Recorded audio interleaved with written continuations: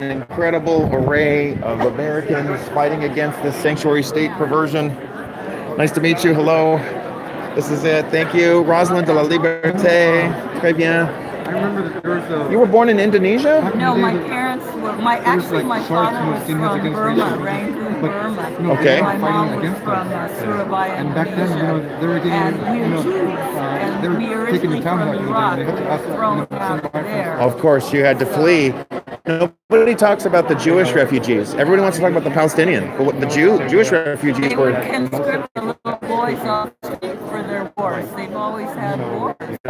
And mothers would put them on these ships to Indonesia because it was a mud. You're Iraqi, Jewish. Wow. La Liberté, though. He's my husband. Your husband's name. Okay. He was French-Canadian. Okay. Now he's Jewish, too. Does he still... So he was born in Montreal, or...? No, he was Massachusetts. Okay. They came down. Does he speak French?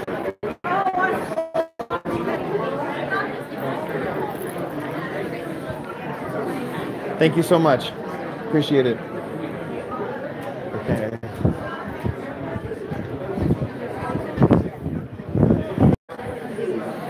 All right. How you doing? Good.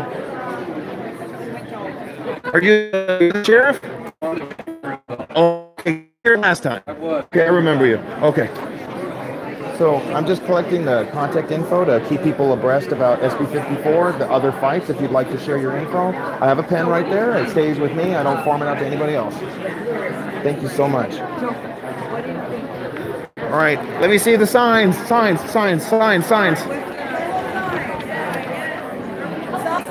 If you have a sign, show me, please.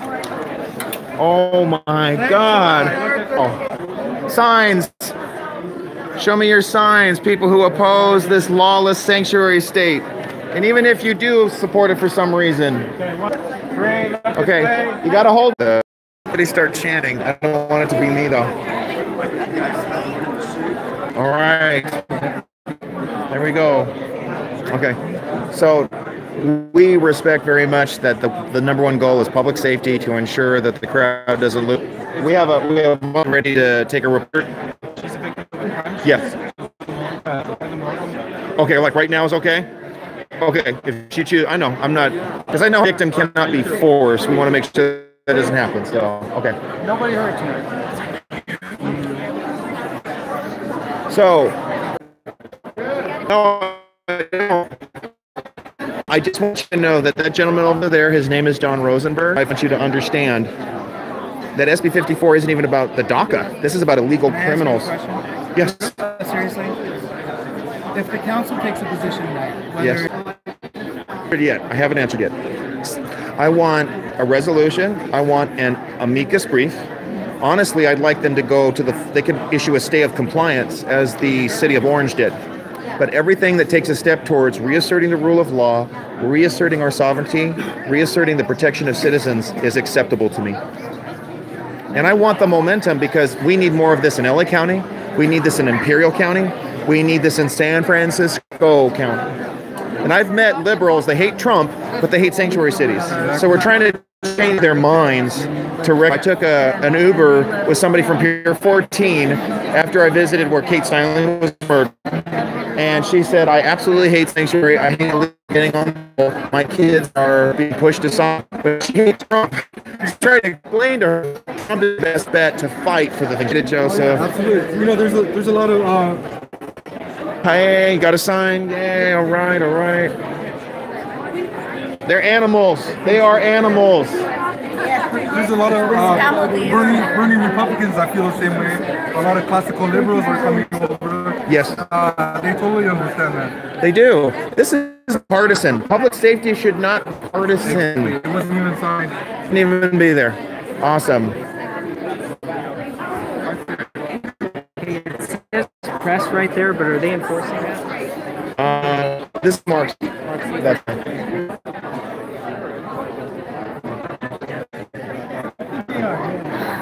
scare them. Let them know that you mean business and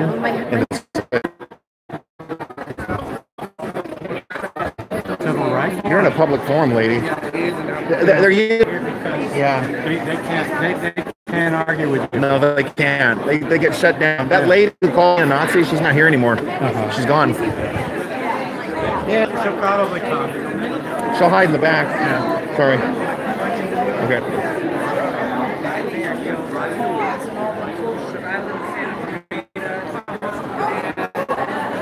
Safe again. I don't want to have a Remembrance Project shirt made. Yeah. Not one more. Yeah. March we want to have here who are supporting our economy Okay. and enthusiastically Go ahead. supporting America. Now, But okay. it's Okay. Now you understand that SB 54 is not protecting DACA. It's not protecting. So it's protecting criminals. You want criminals here? You just said it's protecting the immigrants we want here. I don't want MS-13 here. I don't want identity theft here. I don't want people who are committing bank fraud and check fraud. She said that SB 54 is protecting the immigrants we want here. Is that true? Because that's who it protects. It protects illegal alien criminals. white males, right? We're talking about SB 54. It protects illegal alien criminals. I have seen Hispanics. Robert Martinelli pushed this. What, are you suggesting that illegal aliens are not white? Are you suggesting that? But wait a second. Okay. To push their agenda. Okay, but wait a minute. Illegal aliens aren't supposed to be voting, are they? Well, they do. Well, they do. They vote? According to some of their politicians, you can vote. You can vote. That's right. What was it? 11 counties have more voters than there were people on the registration rolls. 11, including LA County.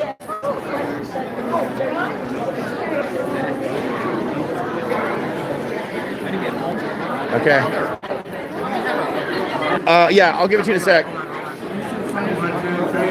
Got it? Thank you.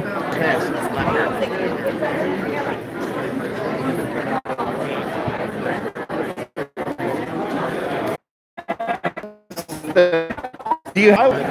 Some are civil, some are criminal. They're all criminals. You cross that border, people want to emotionalize this. Section 8 of the immigration. Some are criminal, some are civil, depending on the nature of the offense. Yeah, that's true.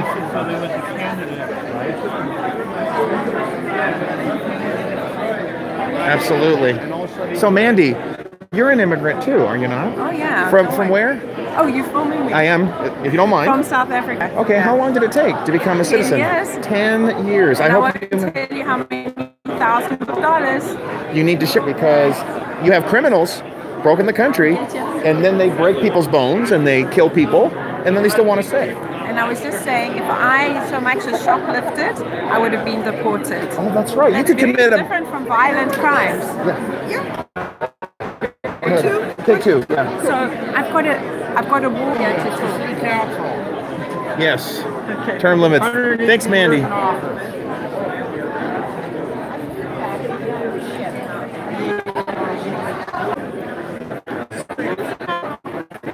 That lady there told me to sit down because right over there with the shirt, with the checkered shirt right there, she tells me I have to sit down. Would you at least tell me why?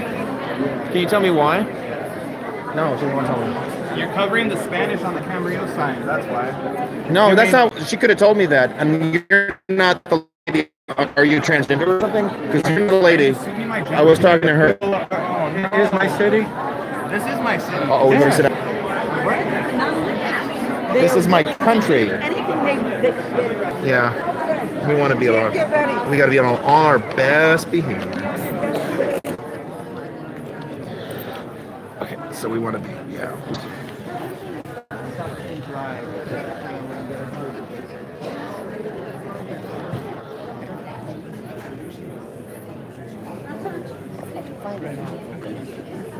Sorry, don't want to step on.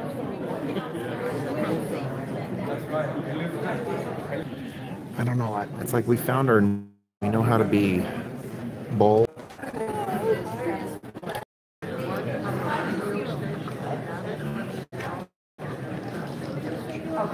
They're a little nervous.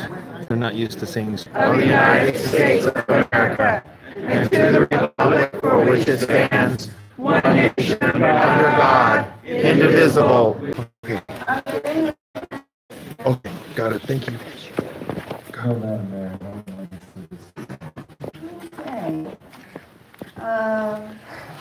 Public comments on items that are not on people behind you cannot see. Please put them. Okay, you have your face. Fine, but before that,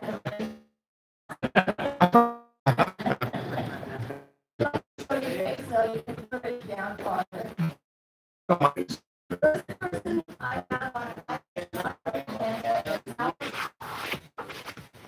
I'm sorry. We asked for quiet while we're discussing, while other people are talking. And we'll do the same while you're talking. The first person is Howard Tench. We're coming up. I'm going to give the rules that we have, and there's our standard rules at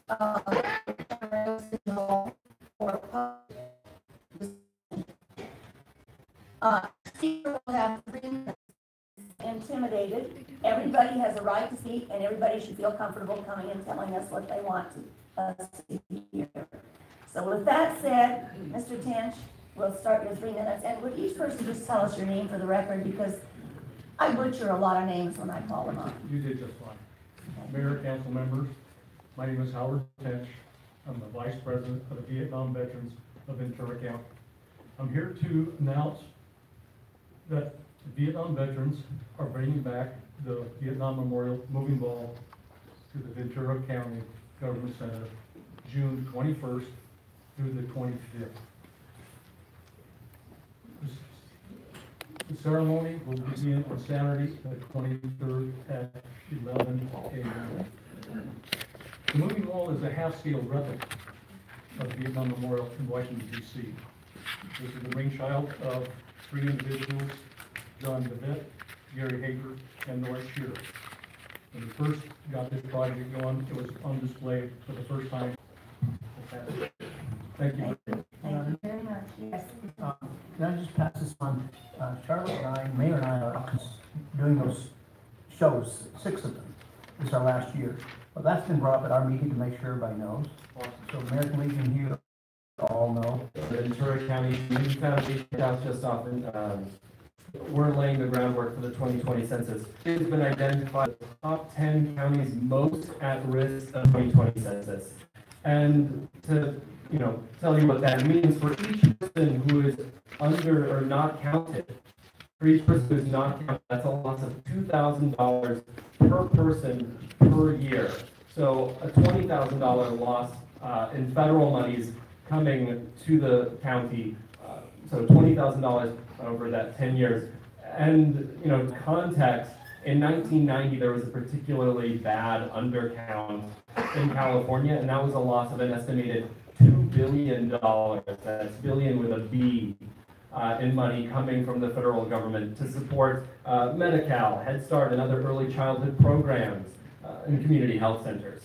So I'm part of a coalition working with Ventura County Ventura County Economic Vitality Commission to make sure that everyone is counted.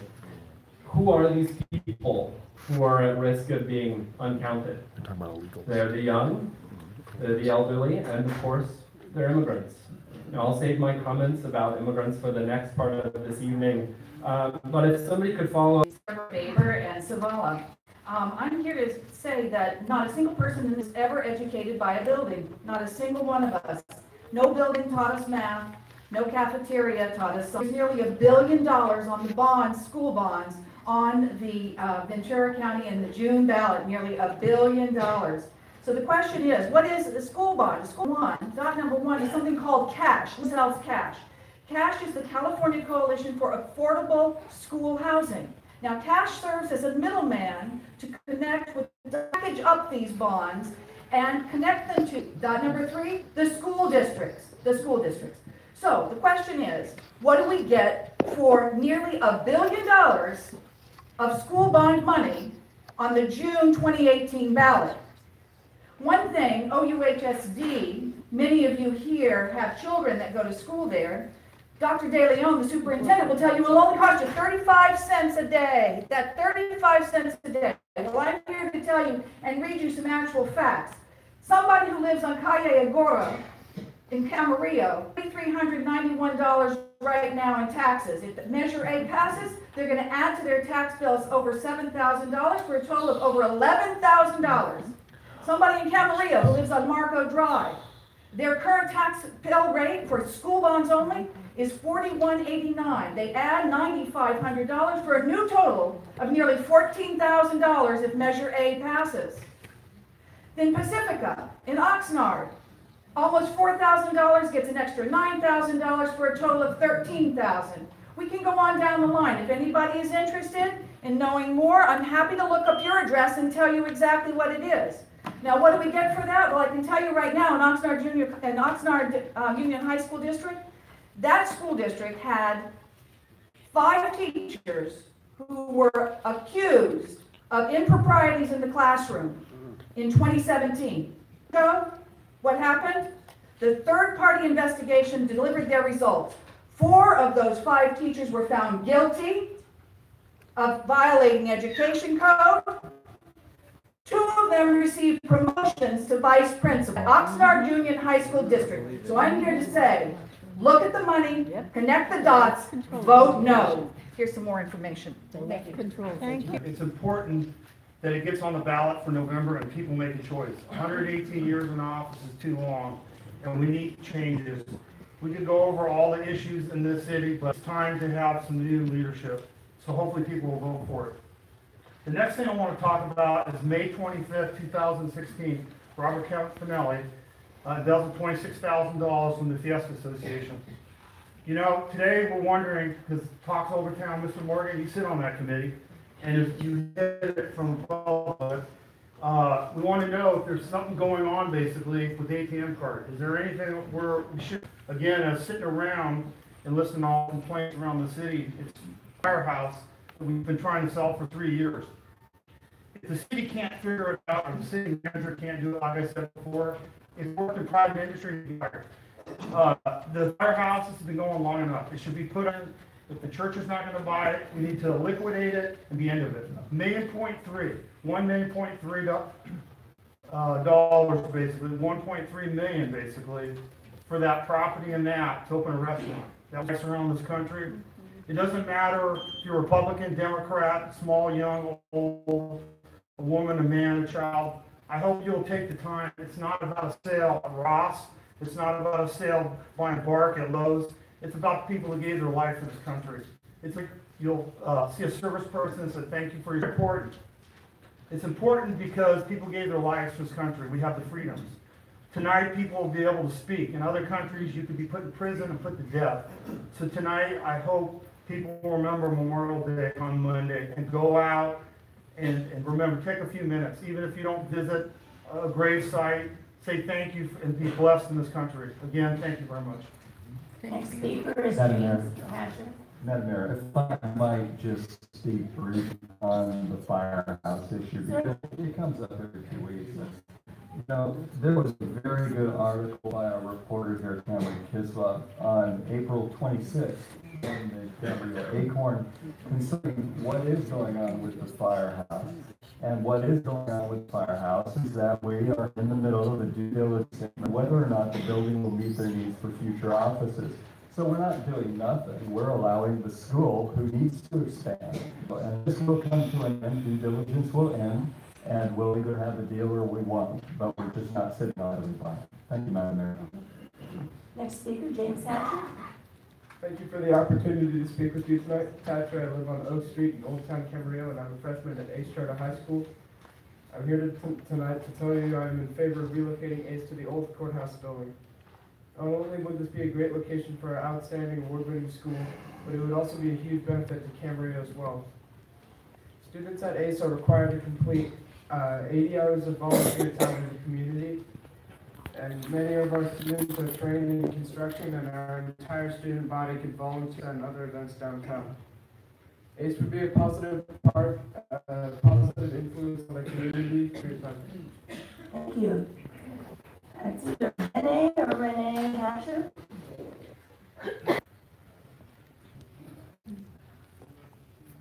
Thank you. Sorry for my bad. My eyes. That was my son who was just up here. Again, my name is Renee Hatcher. I own a home in Old Town, Camarillo. I'm here for two reasons tonight on the subject of the old courthouse building on Ventura Boulevard. First is to strongly tell you that as an Old Town resident, we do not want to see another music venue or stage or performance area in the new plan for the courthouse or the green area behind it. The second reason I'm here is that my son attends Ace Charter High School. It's an architecture, construction, and engineering high school. It's a charter students in Ventura County to attend. I believe the old courthouse building would be an ideal location for our school. We've outgrown or are outgrowing our current site. In the past, this council pursued a plan to sell that building for $1 with conditions for improvements to the area. Ace would like to pursue a similar arrangement with you. Ace would be an ideal addition to the area and would make the best, highest use of the existing building without incurring additional costs to city taxpayers or subjecting the surrounding neighborhood and businesses to a long, disturbing construction project. As an Ace parent and a member of the Old Town community, I strongly suggest that this council consider the Ace Charter School when they're also reviewing other proposals for the old courthouse in their area. Thank you. Barbara Williams.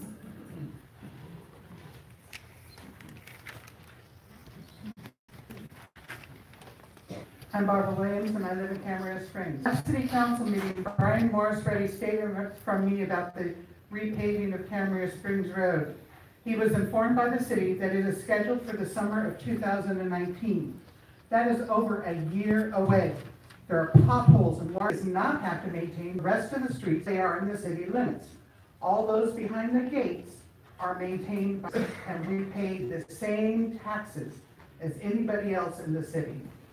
So please reprioritize the paving and repave it now. Thank you. I would also like to support what the Hatchers are promoting. The old courthouse will be a wonderful trade school. There are no trade schools around hardly anymore at all, and the trades like plumbing, electrical, the architecture, who are trained properly. And if you want to see that in Carolina, they have a college associated with a lot of those trades. So thank you very much. Next is Mayor Sylvia Munoz-Schnapp.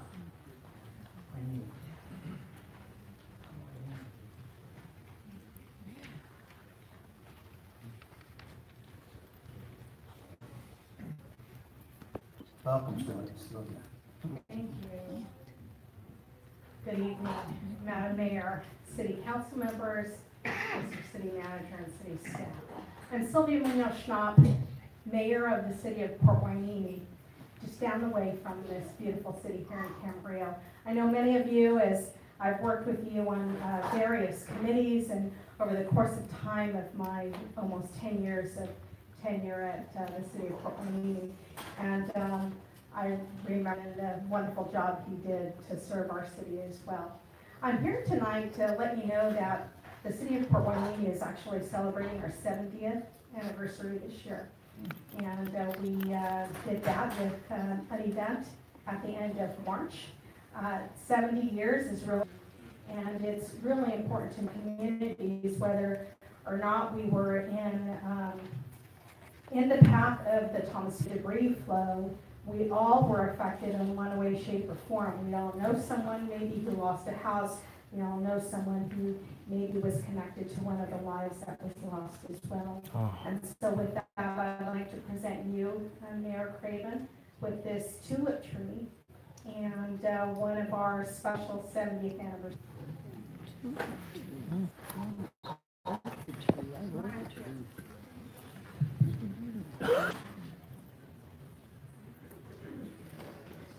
Thank you very much.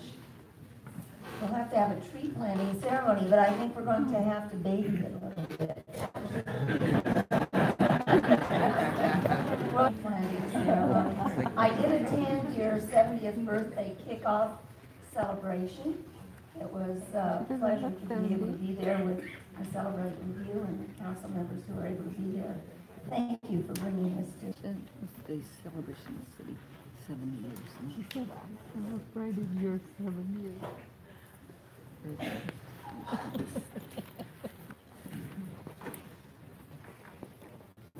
So a tree doesn't just grow in Brooklyn and Camarillo. If you love it enough.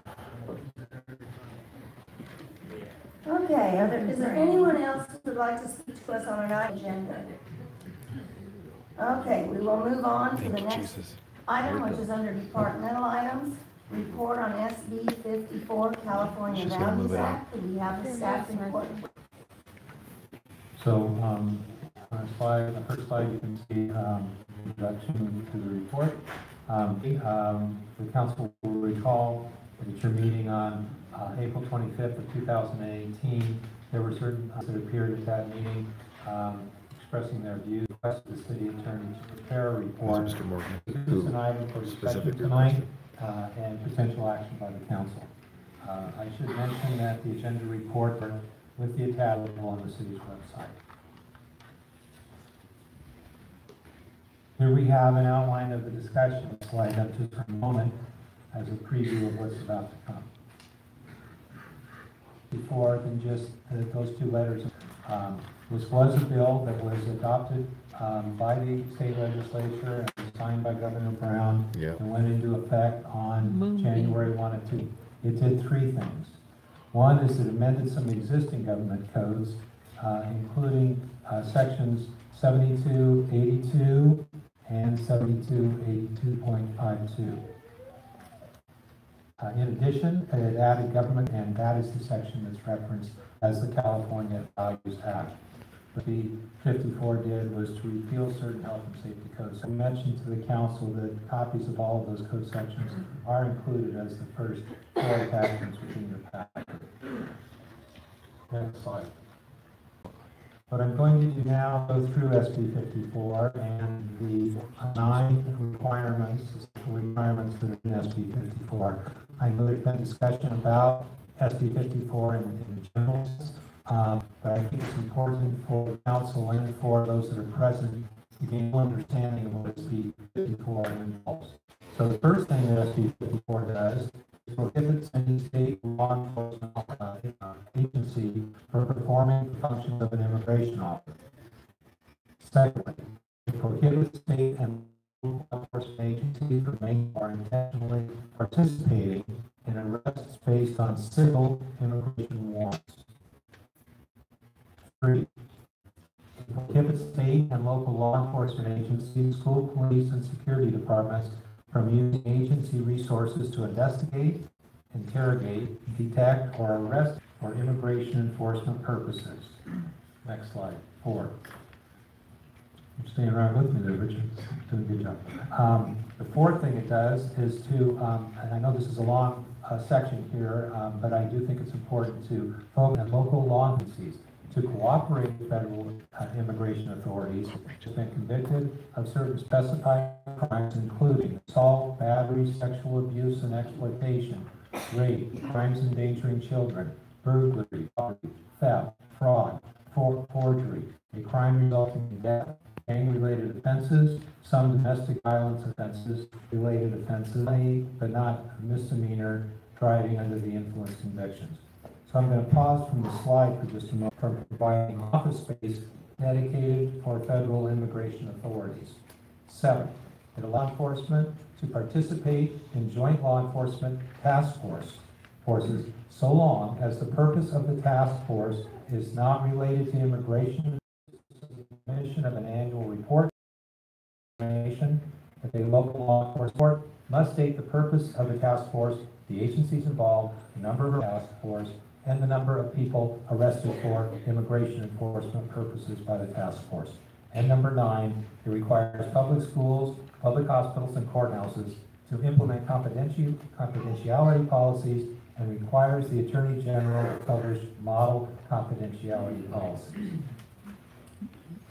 I'm going to speak now briefly about the prior meetings that we had at the City Council where SB 54 was addressed. This is the first time it's been on the agenda, so at these prior two meetings, they were non-agenda items, although the public is allowed to address the council on those. Since they weren't on the agenda, we couldn't have a discussion with the council at that point. We merely listened to the public. So, having said that, on April 25th of 2018, we did have several members of the public speak in opposition to SB 54. There were 16 speakers as well as 13 comment cards. It was at that meeting that the city council requested that I prepare a report on SB 54. Our next meeting was on May 9th, 2018. We again had a number of members of the public speak on SB 54. There were 12 SB 54, 13 who spoke in support of SB 54, and there were 16 comment cards which were all in support of SB 54.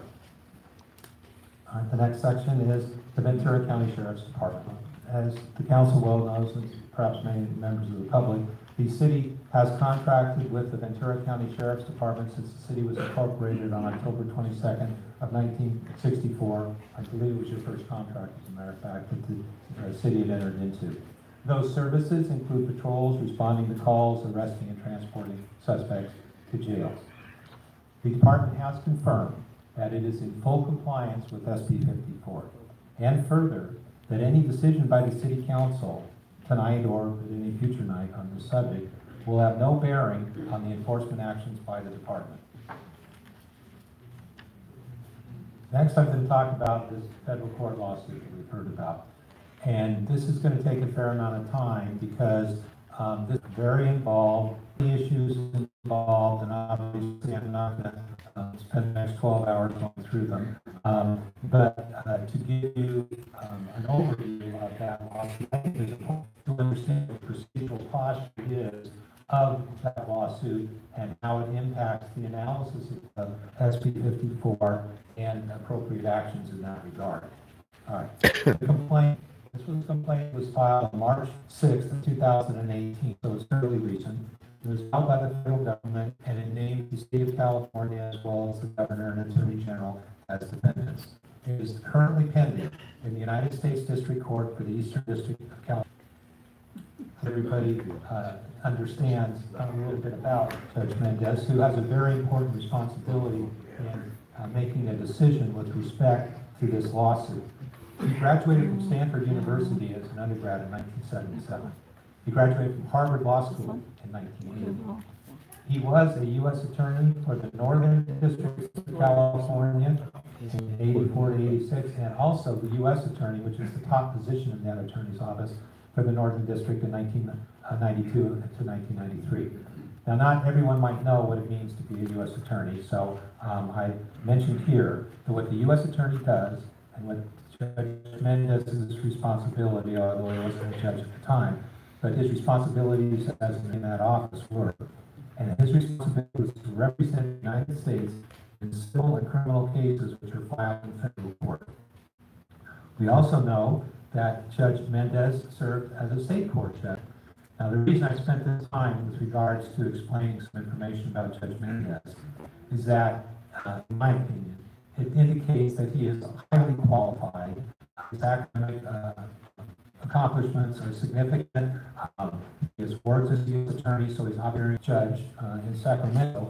He's been applying state law. So he does have background in a highly qualified person making these decisions. All right, next. What I'm going to do now is summarize for you all the allegations that are contained in that complaint that was filed by the United States and by the federal government. There are actually three laws that are being challenged. They are SB AB 450 and AB 103. We'll learn a little bit about those in a few minutes, but I won't spend too much time on anything other than SB 54. So one of the arguments that the federal government raises is that those state laws are preempted by federal law and that they discriminate against the United States and therefore violate the Supremacy Clause. 2, the United States regulates immigration matters based on the United States Constitution and numerous acts of Congress. Thirdly, the government argues that California has no authority to enforce laws that obstruct or otherwise conflict with or discriminate against federal immigration enforcement efforts. And number 4 is that SB 54, AB 450, and AB 103 have the purpose and effect of making it more difficult for federal immigration officers to carry out their responsibilities in California. So that is a summary of the lawsuit. It is attached to your, in this case, the state from enforcing the 3 laws that I mentioned previously. And in order for the federal government to win that motion, they have to prove 2 things. One is that they are likely to prevail on the merits of the case. 2 is that there is irreparable harm, which is why they need a preliminary injunction. Preliminary injunction is one that was issued before the trial of the case. It is done on an interim basis, pending a final resolution. So here's the arguments that the federal government makes in support of that motion. Number 1, the Constitution does not allow the Constitution holding federal to allow California to restrict cooperation with the United States that is protected by federal law. That's SB 54. So that was the first prong, if you will, of what they need to show to establish that they are likely to prevail on the merits. Again, that is a motion that is in your packet. It is attached 134 pages long, including declarations. So that are ones of substantial litigation. There are hundreds of cases being cited in these papers, many statutes, declarations from many witnesses.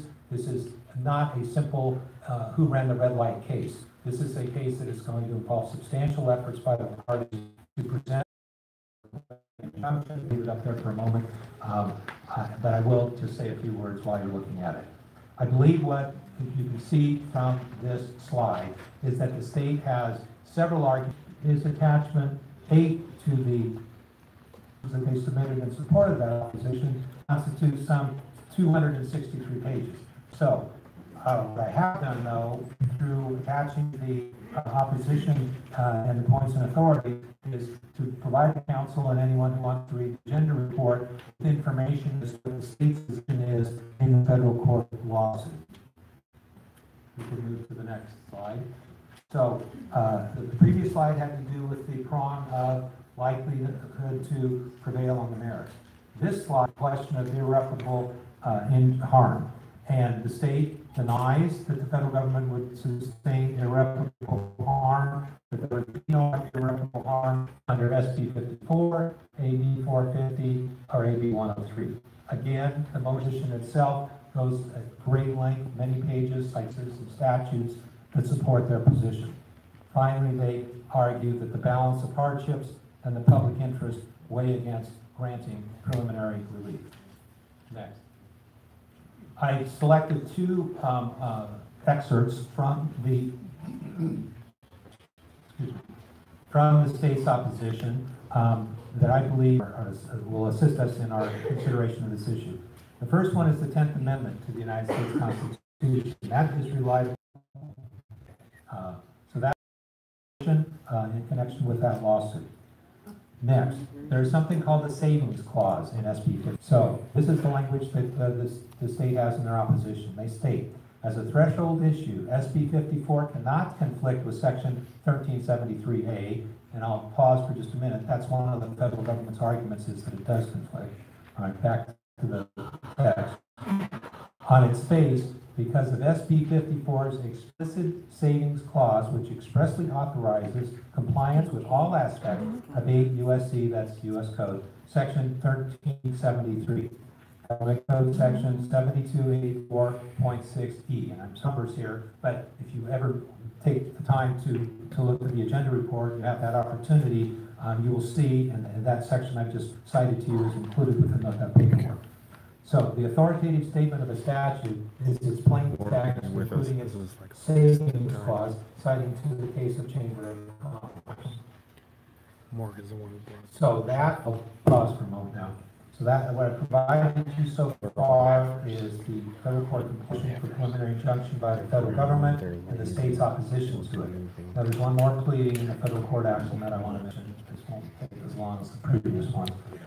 On May 4th of 2018, the state of California filed what's called a motion to dismiss.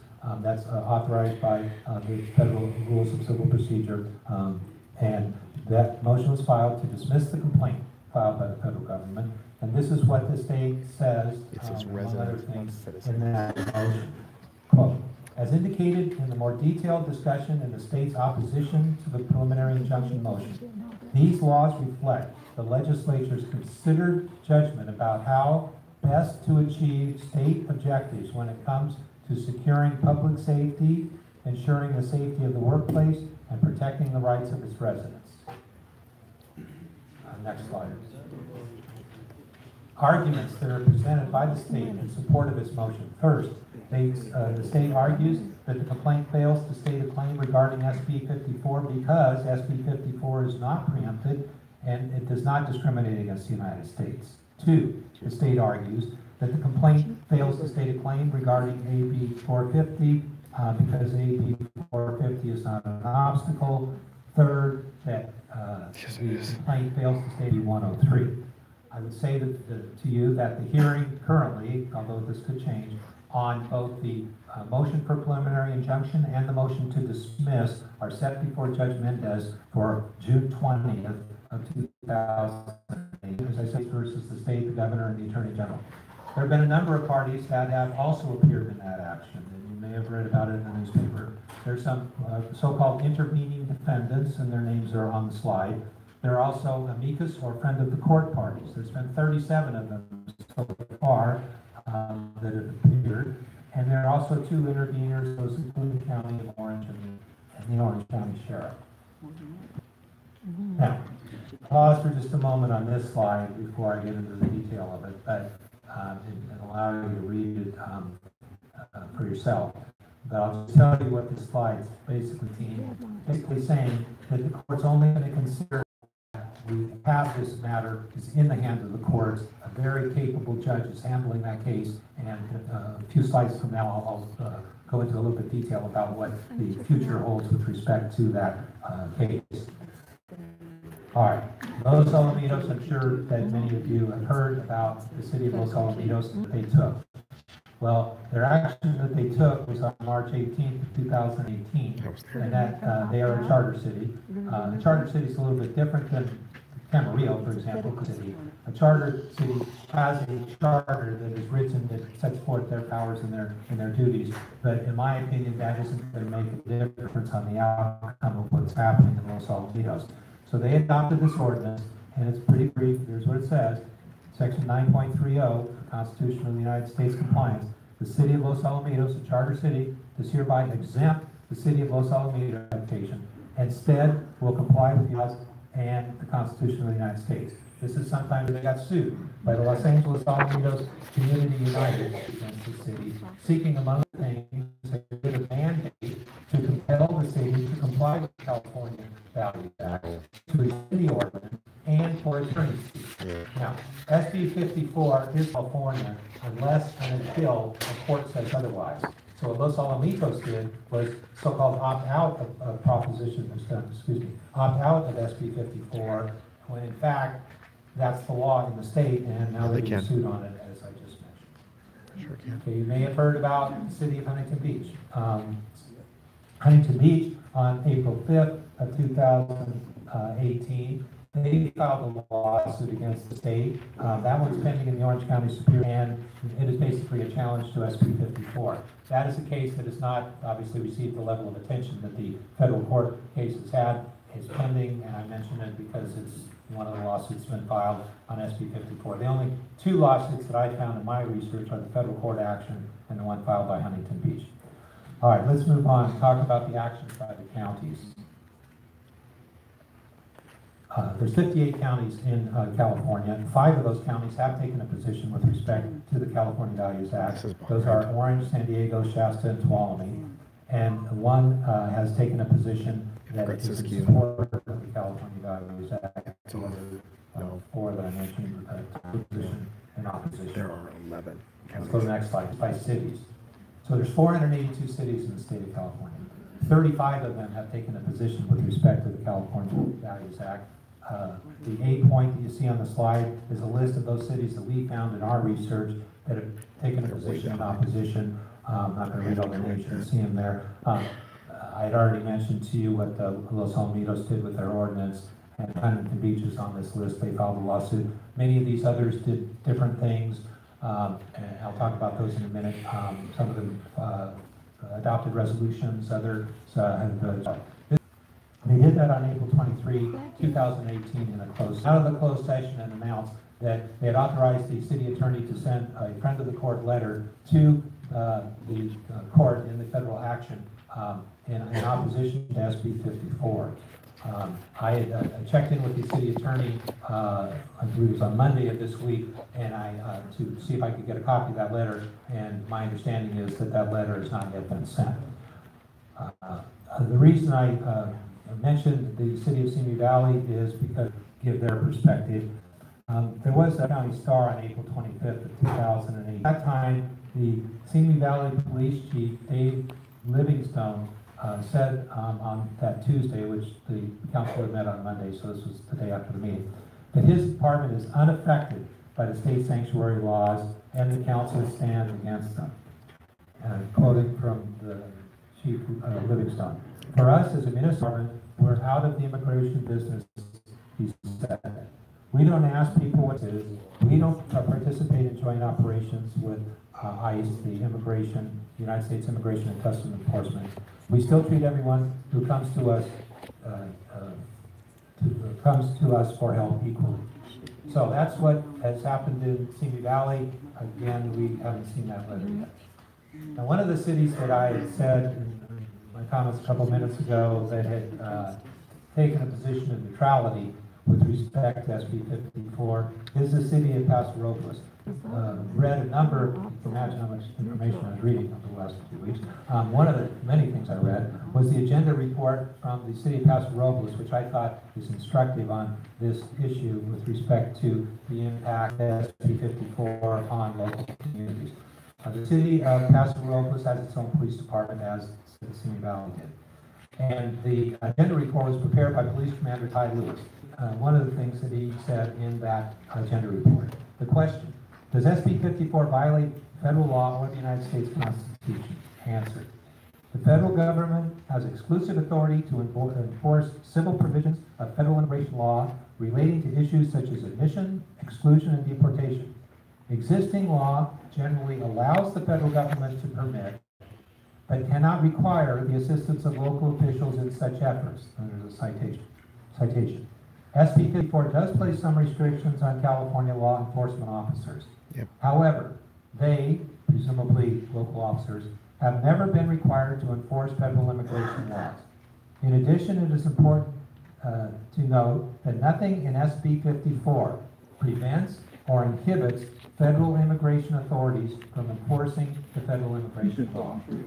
Then, next slide. There is one more passage from that Commander Lewis that I want to reference. Question. This is very biased. Can the city of Paso Robles simply opt out and ignore the provisions set forth in SB 54? Answer, no. The city of Paso Robles cannot direct its police officer to ignore the requirements of state law until there has been a final determination by a court that SB is constitutional. Unless and until a court definitely determines SB 54 to be unconstitutional and or to be preempted by itself from the provisions of SB 54, the city of Los Alamitos ordinance to opt out of SB 54 has now been sued on this very issue.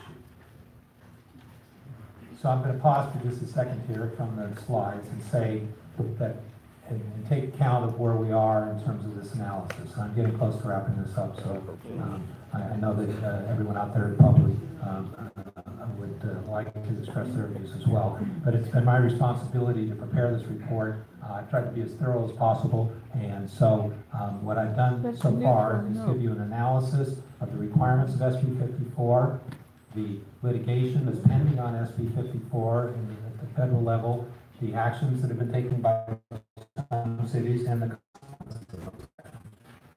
now, I was asked to include in this report the impact on the values on the city of Camarillo.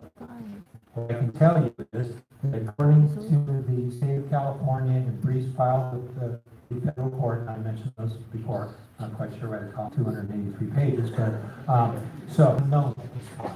We have not seen any statistics regarding the number of criminal defendants who have been released prior to this, or crimes committed by such defendants after they're released.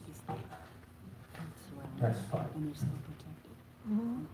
This gets into the reasons why I spent the time that I did with respect to the federal court action. As we all learned in school, there are three branches of the federal government. There's the executive branch, which is the president, the cabinet, and the other agencies. There's a legislative branch, which is the Congress, they make the laws. And then there's the judicial branch. That consists of the Supreme Court and the other federal courts, which would include the court of the Federal District Court, where Judge Mendez is hearing the case filed by the United States against the state of California. Next slide. Likewise, with the state government, they have three branches. There's the executive branch, the legislative branch.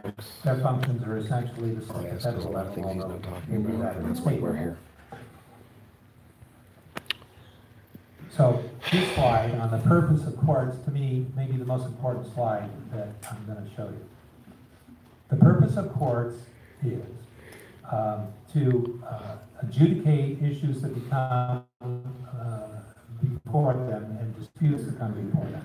So what we have before is a dispute. It's between the United States and the state of California with regards to whether SB 54 is or is not in violation of federal law or the federal Constitution.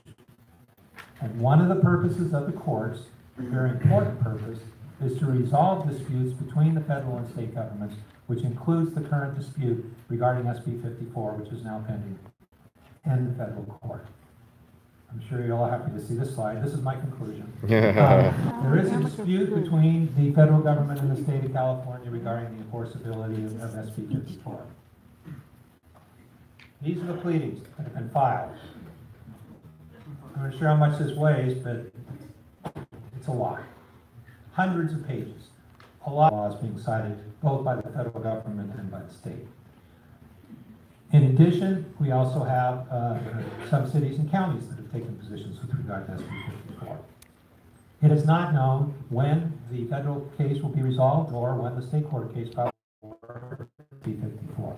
I would remind you, as I did previously, that the Sheriff's Department has indicated that regardless of the action that's taken by the council, they're going to proceed as they determine appropriate, which is certainly consistent with their charge. Two, the council could adopt a resolution confirming the city will comply with the court judgments and allow the Ventura County Sheriff's Department to continue its current practice. That is attachment 15. So as you can see, options 1 and 2 are very similar. The motion and 2 is there's a resolution. It's in your packet. It's attachment number 15. And 7.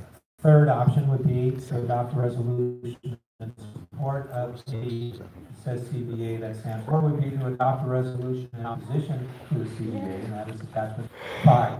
Direct the city attorney to submit an amicus, friend of the court letter to the federal court stating the city's position.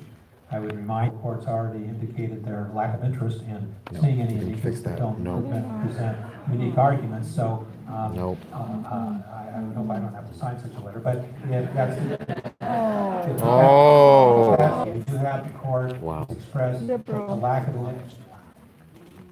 of an interest in that brief.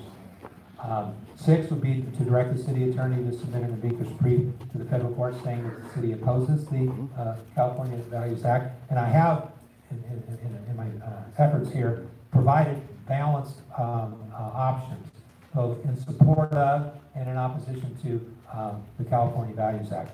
You can see options 3 and 4 are resolutions in support and opposition. Options 5 and 6 are amicus briefs in support of the act or in opposition.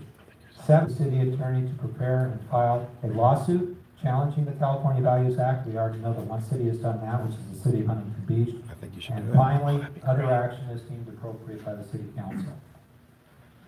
So that is my report. I'm available to answer. Thank you, Jesus. We had Council questions, yes, Mr. Morgan. We had one other city, it was a comment, but a question, called Carlsbad. That was on TV today, a mayor interviewed. So it's 4-1 vote. Carlsbad also joined that list. And there's another one they were talking about, I can't remember what it was. Cardiff by the Sea. Pardon me? Cardiff by the Sea. Cardiff by the Sea and Apple City. Okay, another. I knew there were 2 more to add to that. Yes. And there may be others. 45.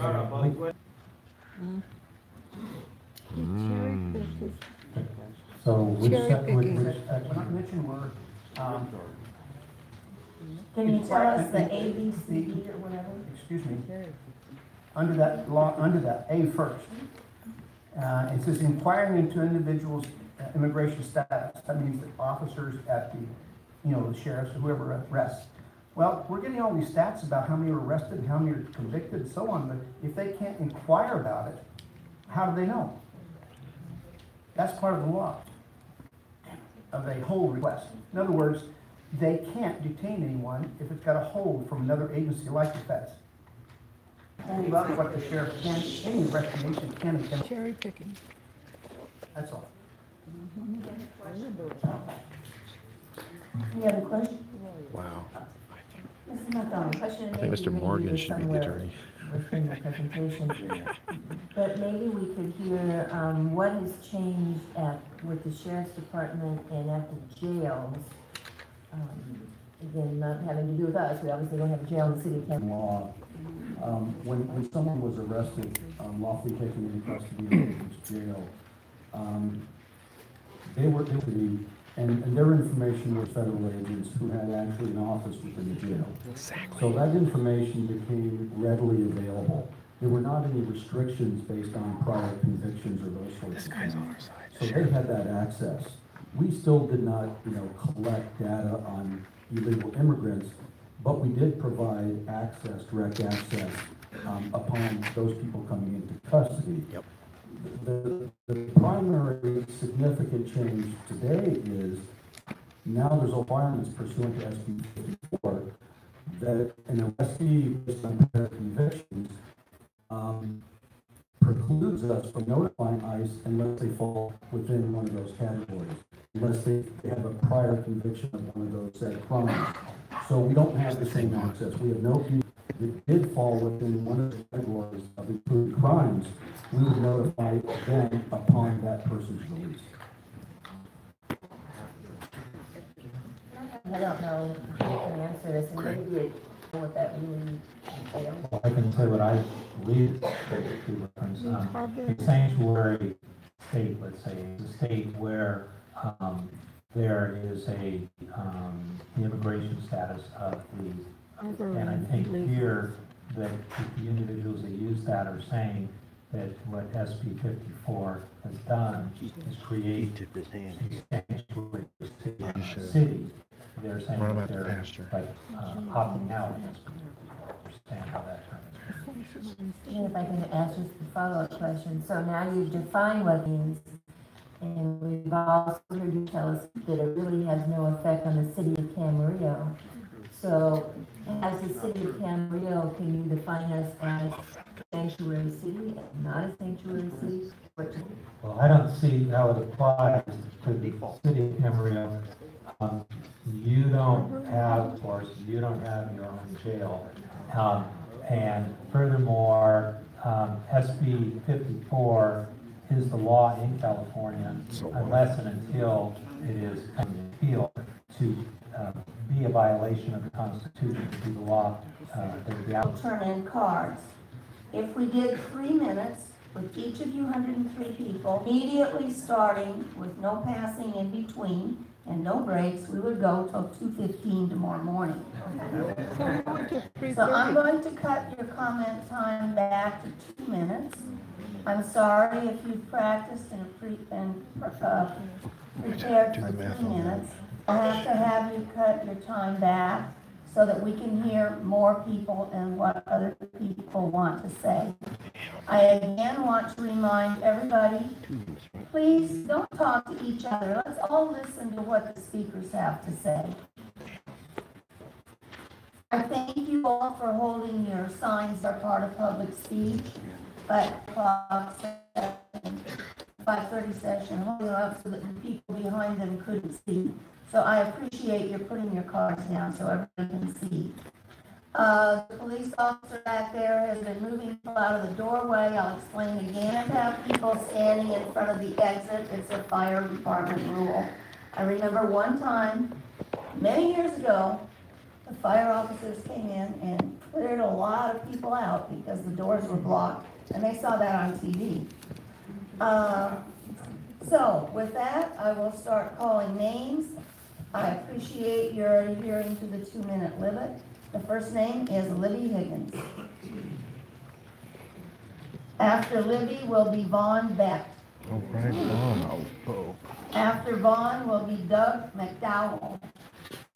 Work and vote here in Camarillo.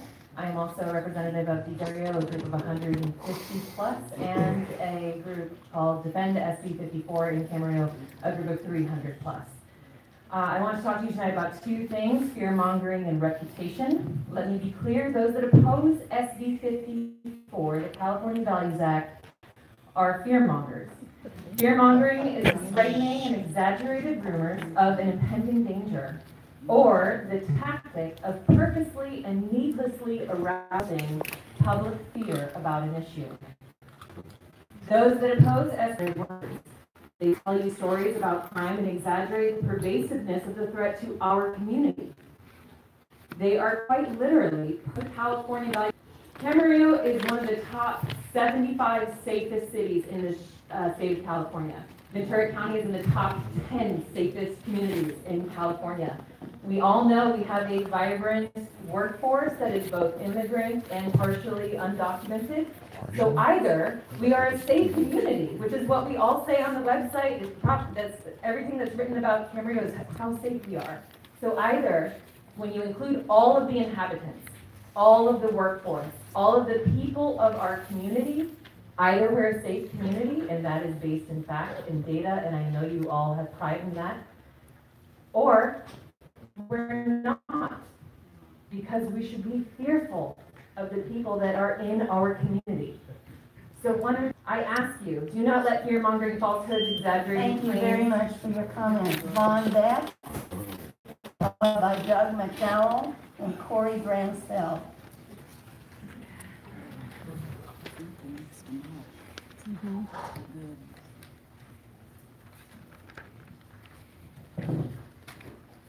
My name is Vaughn Beck. The SB 54 California Values Act are not California values. California must rid itself from SB 54 turmoil. SB 54 serves all illegal aliens, not honest, law-abiding, legal citizens that honor USA and what our founding forefathers envisioned by introducing the U.S. Constitution. It saddens all freedom-seeking Americans to witness the Sacramento, D.C. swamp do their evil best to destroy the glory of the United States. We need to send these monsters packing on the state, city, and USA, and to go south. We are fed up with these tyrants protecting criminal aliens at the expense of American citizens. We need to challenge Jerry Moonbeam Brown and Xavier Becerra, a real arrogant ass, and the pretty fool Kevin Leon. We don't need feckless refs. We need refs that don't cower when tyrants bark. We need to be strong and steadfast. Tyrants need to meet their Waterloo and their twisted minions as well. The sanctuary law should be called, I quote, the illegal immigration felon protection law. And in closing, there's obviously some bias up there. Yeah. And it's kind of sad. Yeah. And we must oppose SB sad. And that's the city attorney. The typical word. Thank you for your comments. The next speaker is Doug McDowell. Nice job, followed by Corey, by Bev Bransfeld. Hey, Dora. Dora.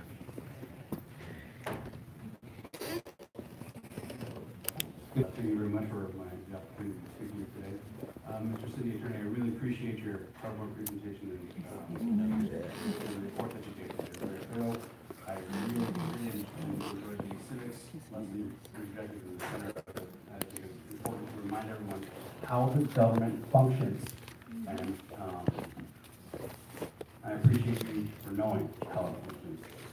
I just want to say I support that. I think it's appalling to think of not supporting it. And I agree with you, there might be some bias existing, but I'm kind of in favor of it. So thank you very much. Corey Bransfeld, followed by Bev Gransfeld, followed by Louis Reyes.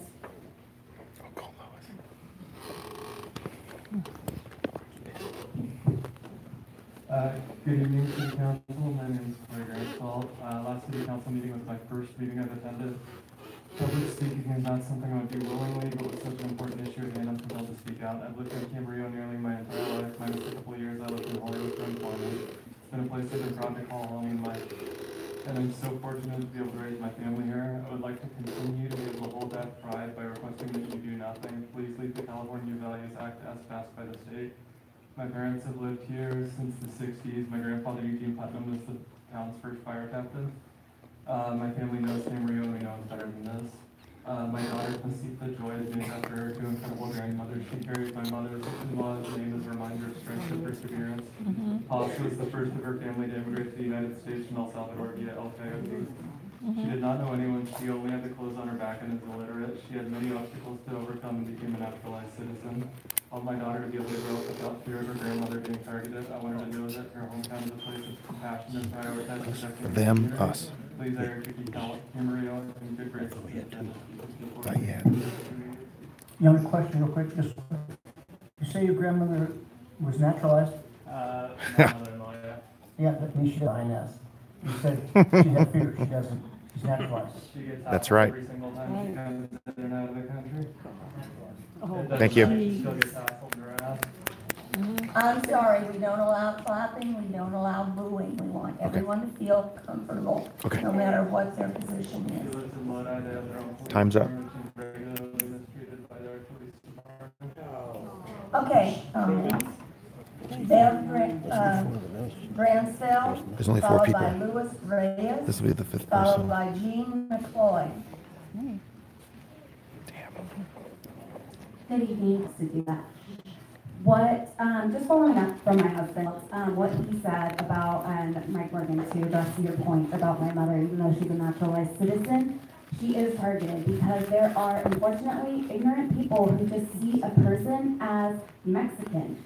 But because they're Mexican, they assume that they're an undocumented person. So that is why she is harassed, and my concerns for the community where my family resides. For the 2016 election, an absolutely joyous, conflicting, and gut-wrenching week. Late that week, I found out I was pregnant with my now beautiful daughter. My niece got engaged election night. We had much to celebrate. Following election day, I waited with my church mosaic and Catholic Charities to welcome our refugee family. I worried that they would think that we hated them, that we wanted them to go back to their country, that they didn't belong here or deserve to be here. They waited years for entry. The family was torn apart for 8 years to flee persecution. Why would I fear that they see me so full of hatred of the newly elected president? Ask anyone here where Camarillo is. Sure, it's a place with outlets. Walking around there, it's rich with diversity, with signs in multiple languages and people all over the world. If the city council elects to join Sessions' lawsuit, Camarillo turns its back on its own residents, tourists, and California. It would be in danger of economic loss with boycotts of shopping within our city that's helped make this town so prosperous. Not to mention the lush fields that would be Your comments. Louis Reyes, followed by Jean McCloy, followed by Carol Sheehan Dumas. Honorable Mayor, esteemed council, Mayor Pro Tem, I want to mention something to you folks. You're hearing a lot of stuff that's not really true. And, you know, some of the things up there are a little bit skewed. They're presented that way. When you cross the United States border, you are illegal, that is a felony, and you go back. Now, number 2, SB 54 is illegal and unconstitutional. I've taken the oath, just like you have. And we know what's in that oath. We're on the wrong side of history. We cannot allow SB 54 is a trope if you don't oppose SB 54. So when you leave here tonight, think of your children and think of the safety of your police officers. I heard something about some sheriff saying that was not true. He doesn't know. I didn't like what I heard. So I'm telling you, please oppose SB 54. It's normal. They do it all the time. And I can take you to some right now. That is the truth. I've seen it. They're going to be cesspools here in America. Yep. What happens here carries on throughout the United States. We're at the tip of the spear. Thank you. Thank you for your comments. Jean McLeod, followed by Carol Sheehan Demas, followed by Chastine Brown. Good evening. Over half of my life, I've lived here in Ventura County. I have my son had a business here in Camarillo before he got out of California. I had a business in Westlake Village, and for many, many years recently, I was a reporter. And I've spoken to some of you when I did some of my research. Speak right into the mic. And you're pretty easy to talk to. I got to admit, you're really pretty, at least what I say, with you. But and I was a Democrat for 30 years, you know, until they became these progressives. Then they were an animal I didn't even notice. I mean, they're just, and I don't know if you know the Saul Alinsky rules for radicals, you know, where and how to subversively take over a country or a government, so where you can, you know, block out other. Please find it. I mean, roll back home, some of you. Roll back home. We, the American people, want it. We want you to stand up. Thanks. Thank you for your comments. How are they handling this problem in Texas? He's in Austin, but it wasn't I said. No, Austin. Yeah. Carol Sheehan. They've banned Followed by Chastine Brown, followed by Lisa Carmena.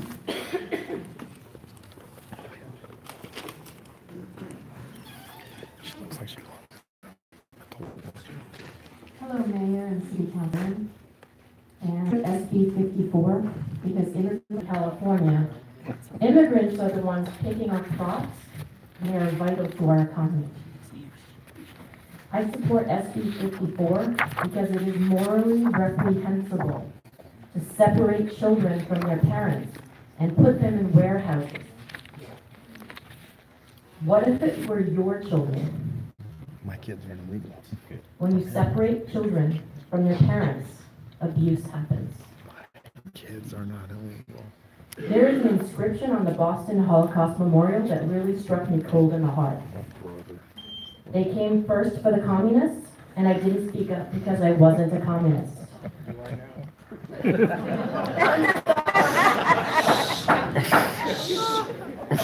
Then they came for the Jews, and I didn't speak up because I wasn't a Jew. Then they came for the trade unionists, and I didn't speak up because I wasn't. Then they came for the Catholics, and I didn't speak up because I was a Protestant. Then they came for me, and by that time there was no one left to speak up. That's what I have to say. Thank you for listening. Thank you for your comment. Chastine Brown, followed by Lucy Cartagena, followed by Carolyn Bass. Hello, I'm Christine Brown. Sorry, my writing's so horrible. Sorry. No problem. I want to start by thanking you for your service to the community. I'm an Air Force veteran, and I'm also a member of Showing Up for Racial Justice Ventura County. I'm on a surge. We're one leg of a national coalition of white anti-racists who are part of a multiracial movement led by people of color who were rhetoric around undocumented immigrants. Part of it because it's so peaceful. And I'm hoping you won't consider any action that is so needlessly divisive as this needs to be decided by the courts. I'm hoping you'll support 5, 3, maybe 2 and 1, depending on how you break this down. I think it will allow you to continue your wonderful focus of local issues being the measured and responsible council that I know you to be. I remember talking to you about the Clean Power Alliance, and I was just so amazed by how much thoughtfulness you gave that. I'm hoping that'll apply here as well. Thank you so much. And we're very agricultural, as so are you guys, and we depend on each other in every way, shape, and form. I'm going to start by saying racism, along with nativism, economic, and other social forces, has unquestioned life. Don't worry about it. Before I came here, I have a very, very, very high 55 and older city. So your young youth, your voting young youth are progressive, and they don't feel what you feel. So thank you. Thank you for your comment. My father, Greg, I think it's Kamuna. Oh my God. Well, they came early, so that's why they're. My name is Carolyn Gass, and I fully support SB 54, the California Values Act. I have lived in Camarillo for about 13 years, and I own 2 properties. I also been a teacher for 14 years at Stone School, where we have students who are Camarillo residents. I am currently working on my doctorate at CLU in educational leadership, and my research discusses immigration. As an educator, I believe it is my job to advocate for my students. Our educational systems, even with the Values Act in place, I still have people who are afraid of parents of my students who are afraid to come to school. I have students who are afraid of losing their parents, and I have many whose parents have already been deported. When students lose family members, it's like the rug has been swept out from underneath them. They can't focus and they can't learn. They become caught in a system that does not support them. Families who have mixed status have always had additional stress placed on them. But the current political rhetoric has made it worse. Kids don't care about the complexity of the law. I am constantly answering questions such as, why does everyone hate it so much? Everyone within the past political spectrum agrees we need comprehensive immigration reform. We need a system that is fair, compassionate, and humane. I do not want to live in a city that sends an unnecessary message of hate and comes to prejudice, unfairly placing the burden of our Congress's fairness on the backs of my students. Making a political statement about SB 54 will not fix the immigration system. It will only send the message that Camarillo is an unwelcoming, dispassionate community, and it will drive out in families and business. And as a voter in the city, I ask you to remove your choice and vote to SB 54. Thank you so much for listening. Thank you for your comments. Doug Boyce, followed by Father Greg Kamuna, followed by Paul Fisher. Good evening, I'm Doug Boyce, resident of, thank you for your report. But as they always say, the devil's in the details. Like what you said, Morgan. My 2 cents, we spent 25 years, my wife and I, raising our family in the southern tip of Riverside County in an area called Temecula. The first 6 years we lived there, the city was not incorporated. There was no police office in Temecula. The Border Patrol had an office in Temecula. When we called 911, who did we get routed to? We got routed to the Border Patrol. They acted as the police for our area, and they did a good job. They cooperated. And what I can't understand is how anybody could think of hindering that cooperation, and that's what these laws that the state is trying to foist on us is doing.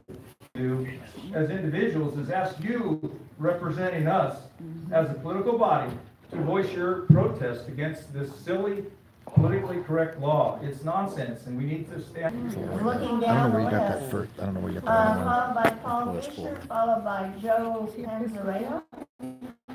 Sanctuary Task Force, the Episcopal Diocese, Southern California counties.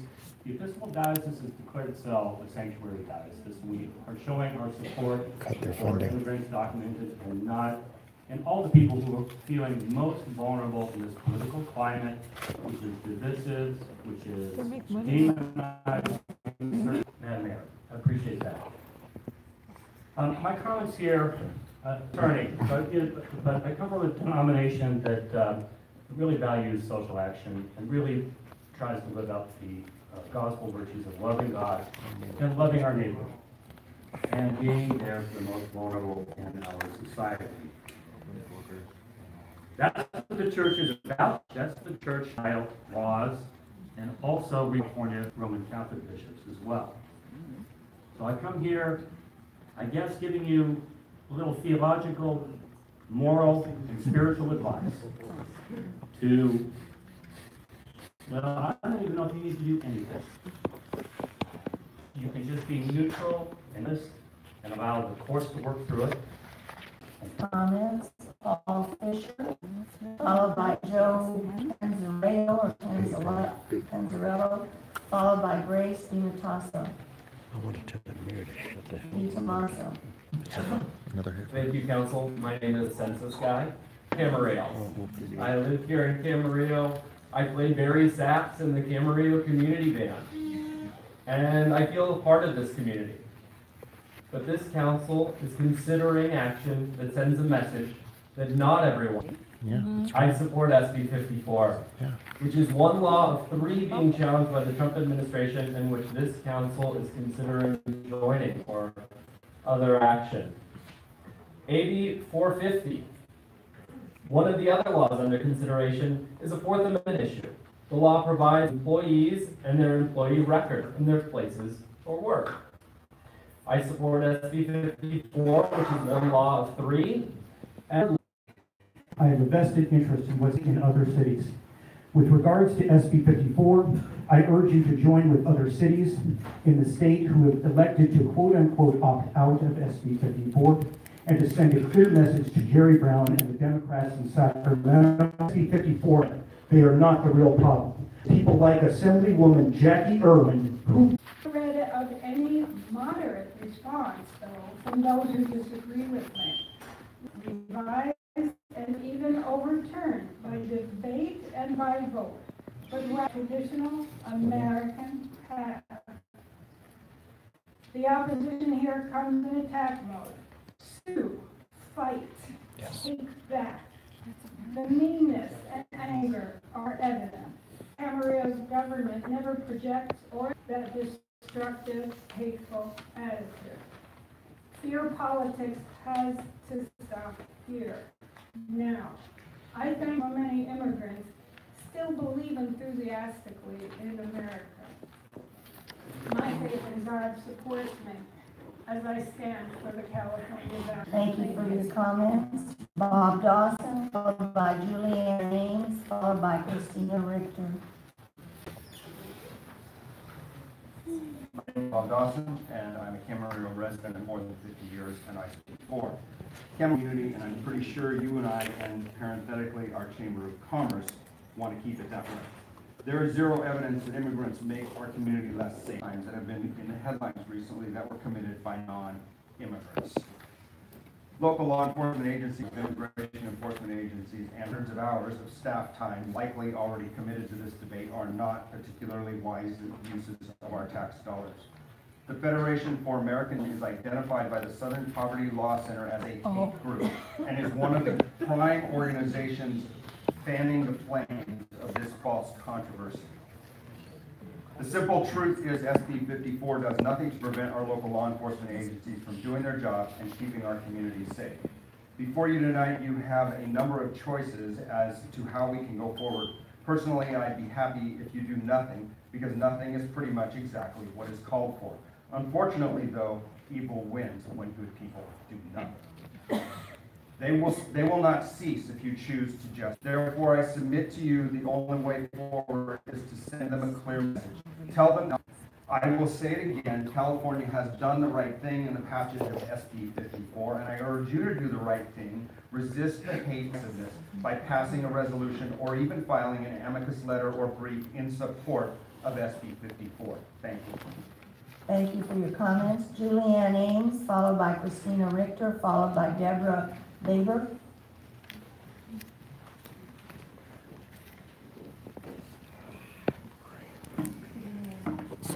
Speak right into the microphone so we can hear you.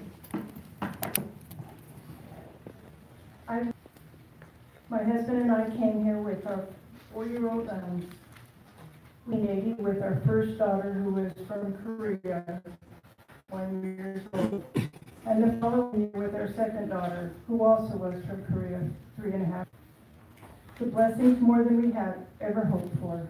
Our voice softened and expanded their love to include them. Before Ponderosa led directly to now the Boys and Girls Club, when the speed limit was 35 miles an hour, and when broccoli and strawberry fields flourished. We were a welcoming community where our children rode devils with other children from all backgrounds. There can only be continued peace where there is justice. our community wanted exclusion. A white is right thing where we are better than others, such as school, police, and security departments that would be affected by health. Thank you, everyone. I grew up in Camarillo. I live in both Camarillo, and I support SB 54. I ask you to do the same. All people, regardless of documentation status, deserve to live and contribute to society without fear or discrimination. And SB 54 has given many people in California a better chance of that. SB 54 protects the safety and well-being of all Californians by ensuring that state and local resources are not used to fuel mass deportation, separate families, and ultimately hurt California's economy. And ensures that California schools, health facilities, public libraries, and courthouses remain safe and accessible to all California residents, regardless of immigration status. It's commonly understood that the enforcement of our immigration laws disproportionately target people of color. Many of the arguments you hear against SB 54 are merely smokescreens for racism, which is what we must always stand against. That is why I ask you to stand with the rest of California and publicly support SB 54. Thank you. Thank you for your comment. Baber, followed by Susan Franks, followed by, and I'm sorry, I'm going to butcher this name, Dr. Martinez Bravo, Brano? Bravo, thank you. Thank you, Deborah Baber Savala. So while you all went into closed session, there are a few people here who called me a racist, and they called me a bigot. I am a hater. I hate it when people call me names. I hate it when criminals are set free in our communities. I hate and shut down the free speech that we enjoy in this great nation. I hate it when I read another Kate Steinle story. I hate it when party leadership sides with murderous MS-13 gang members. I hate it all, but I am hopeful. I am hopeful that this city and many others in California and side with our federal government and the supremacy of our Constitution and go against the lawlessness of SB 54. Our laws provide for one all-important remedy to the problem of people in our country, illegally, who go on to commit crimes. These criminal illegal aliens, can and should be deported. Why in the world do we want to tie the hands of our law enforcement officers? Criminal illegal aliens are the ultimate outsider. They operate outside our laws and outside all of our values. They certainly do not belong in our country, and they do not belong in our communities. The city attorney cited numerous law enforcement officials saying essentially that SB 54 changes nothing, well, ever created. What problem was SB 54 meant to try and solve? Thank you. Thank you. I'm sorry, we don't allow clapping, we don't allow booing, remember? No, I forgot. Susan Franks, followed by Dr. Martinez Bravo, followed by Brian Fletcher. Seven. Hi, And I'm this, Susan Franks. this heifer's not ours. I've lived in Camarillo since 1976, 42 years. I work in Camarillo, I volunteer in Camarillo. I've chosen to. I became a mother. I found that I started to notice different things about this community. And I started to look out, driving my kids. My kids go to Rio Mesa, and I would often drive through the fields. And on hot days and rainy days and cold days, I would look out at the fields and I would think about the people out there doing all that backbreaking labor. And one day it was pouring rain, and I stopped and I pulled over and I got my kids out of the car and I made them stand in the rain and I made them look out at the field. And I said, "Do you see those people?" And they said, "Yeah, why are they out here in the rain?" I said, "Most of those people are undocumented." I had to explain it, their terms. And they're here for the American dream. They're here for the same reason that our founding fathers and the colonists came over, to escape oppression, to escape discrimination, to be treated as equals. And I said, those are some of the hardest working people you will ever meet. They're out there doing work that we won't do. They're out there in the heat sun. It's really difficult to speak. I'm sorry, I would cough. like to. That wasn't a cough. That wasn't a sneeze. You could hear it if you were here. And those are the values that America is all about hard work, about courage, about determination, about doing things that other people won't do to provide for themselves and make a better life. Those are the values that this country was founded on, that we believe in, that I believe in. Because you have some, I wish you could hear it up here. I really wish you could. Don't do that much. Thank you for your comments. Dr. Martha Bravo, followed by Brian Fletcher. I'm going to ask the people in the front row who have signs up that people can't see over to please put the, are people behind me? I can't see them, they can't see me. Can you see him now? Yes. Okay. Huh? Okay, Oh, okay, I'm also okay. going to refrain from making comments. People were quiet when you spoke, sir. It's just well that you don't make comments while they are speaking. Okay, I'm sorry. I live and I vote in Camarillo. During my clinical training, we used a systemic theory where clients had to face their two-choice dilemmas, two opposing circumstances. These two have a dilemma. Undocumented immigrants cross the border illegally and we greatly benefit from their crossing through their contributions. Who do you think built Village at the Park? Who continues the building and beautifying of Camarillo? Who made the Strawberry Festival possible? Backbone of our agricultural economy. We all benefit because when we do that, we fail to understand the entire picture, part of which is a broken immigration system. In the CNBC interview I provided to you, Mr. Greg Underwood from Underwood Family Farm stated, California is dependent on migrants. He stated, there hasn't been a legal way for immigrants to come into the country since the 80s. A good portion of our labor force is undocumented. Added, even in the dark age, over the last years, we have not had one application from somebody with U.S. citizenry.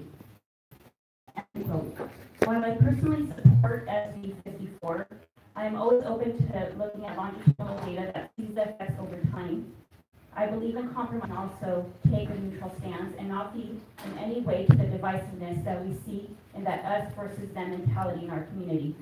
I thank you for your time and I ask you that you please contact me should you require any additional references to the statements I provided above.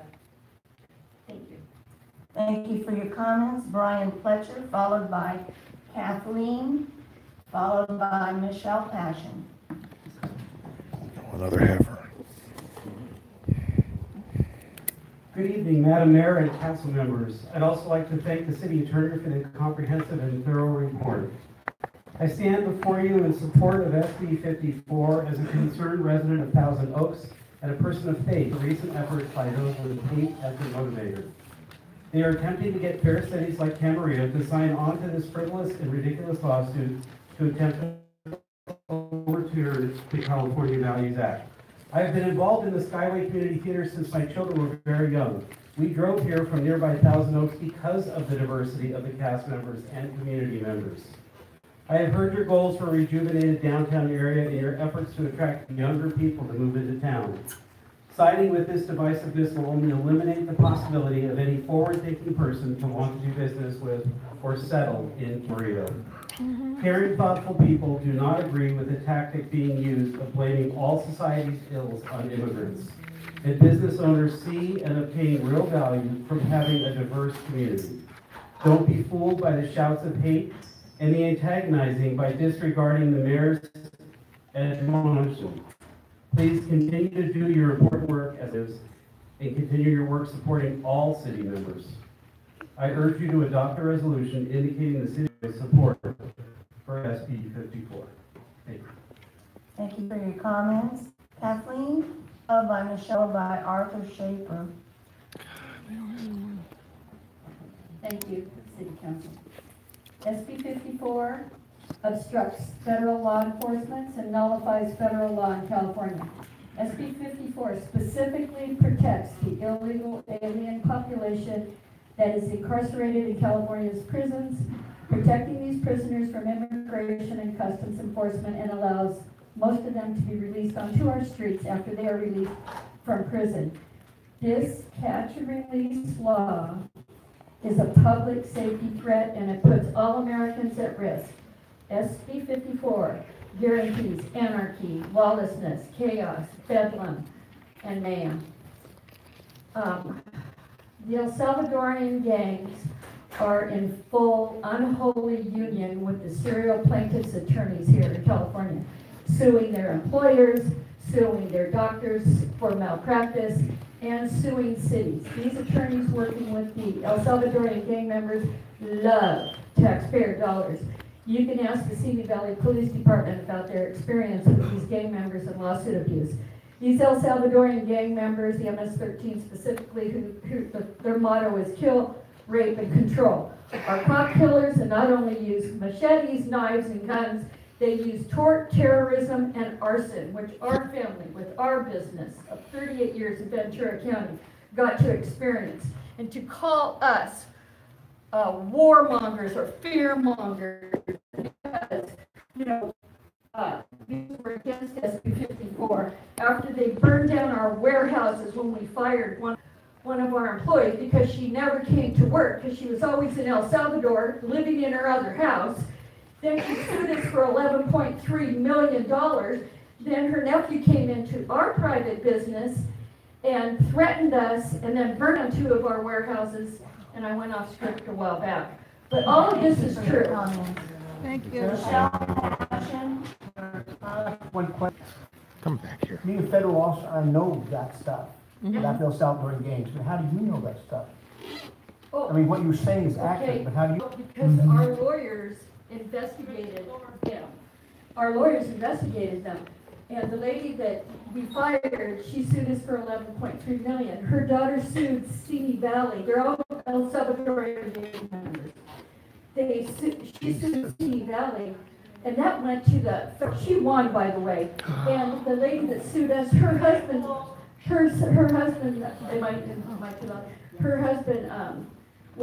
sued his doctor for medical malpractice. You know, I don't think people realize what's really going on here. That we've gotten the answer. Oh, yeah. Michelle Passion, followed by Arthur Shopper. Schaefer, and then we're going to take a 10-minute break. Hello, my name is Michelle Passion. I've been a resident of Camarillo for 30 years. I have raised my 3 children here, and I care deeply about the city of Camarillo. And I am in favor of SB 54. In 2013, I had the opportunity to interview 20 undocumented students for a research project at Cal State Channel Islands.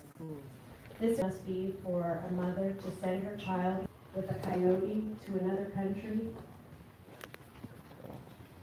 When I asked this amazing young lady, undocumented, she said through her tears that she just wanted people to know that immigrants are not bad people. From these interviews, I learned that every one of them was amazing, and every one of them lived with great anxiety to come home, and one of their parents would be gone, either detained or deported.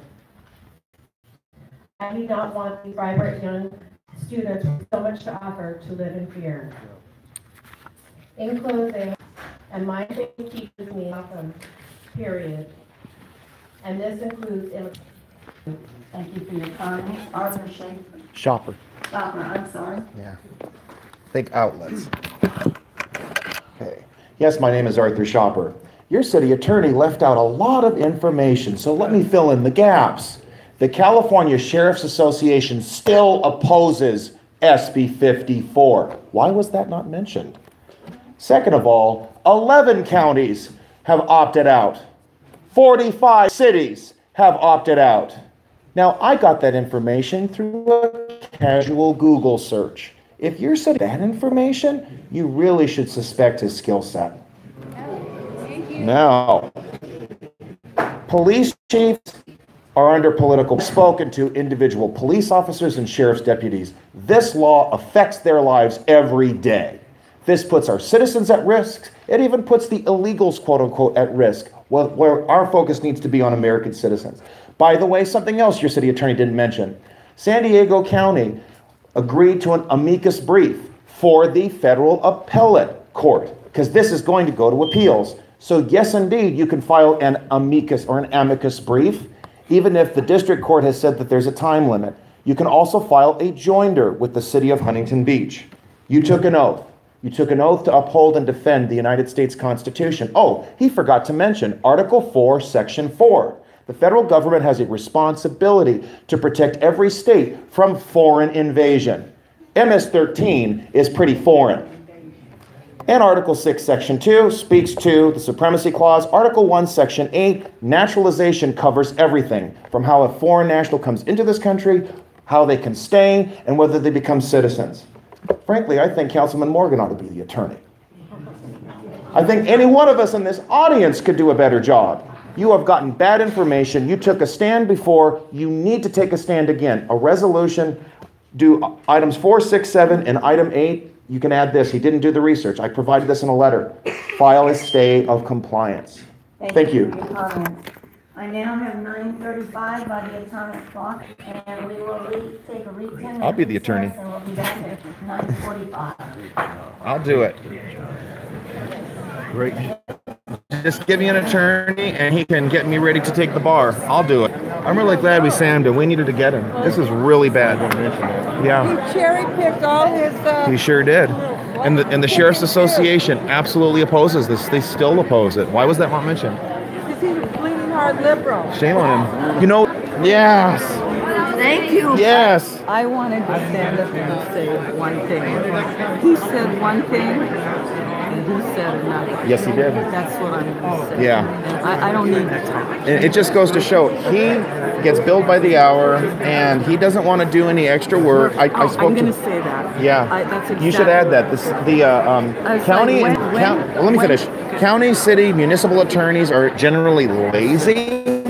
These are like the bottom of the barrel. It's like they can't get real work, so they become county attorneys. I was going to say. Yeah. So because it's hard for you to do anything. Please bring that up. That's what I'm. Yes, we got him. This is really good. I mean, all this other stuff. You did a very good job. Yeah, absolutely. Bring that up. You know, they can file an amicus or an amicus with the appellate court because it's going to go there. This is not going to stay. That's what San Diego's doing. Oh yeah. I went to Israel on communal farm. I know more about it than he does. Hey, do you work with? You're hold on. Oh shoot! I forgot your name. Camarillo. Thank you for your speech. Thank you very much. Do you know a guy named what's his name? Are you working with that community? Fred Satilli. Yeah, that's it. What's the name of your group? NCIO. Yes, good for you guys. I know to my club last year. Great. On this issue. Great. Totally support him. Thanks for going after Jackie. I understand that the dynamics have shifted under her feet in this district. I understand. Yes. Well, it's becoming more Republican or something. What I didn't mention also while I was up there is that she also voted for the gas tax. Yes, she did. She sure did. Just those two issues represent what the Democrat Party is about right now. Yeah. They're all about confiscating more money from the American people and protecting illegal aliens. That's right. That's all they care about. That's it. We're going to get rid of it. Yes, we are. All right. We got him. I just really got I had my own stump speech. Did you hear what I said? What did you say? When the woman says, you know, I'm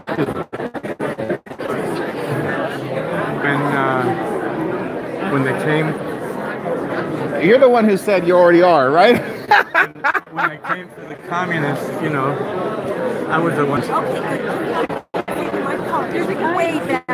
You wanted to walk you there? Counsel to Mr. Bob. Good. I'm not leaving until this issue. Let's get reduced because of SB 57. I'm going to mention it. Perfect. I want them to know Mr. Baca. Good. Mr. Baca was not turned over to... Surprise, surprise. SB 54, where it says, Somebody's got to mention Props 47 and 57. I didn't have a chance to. Enforcement agencies.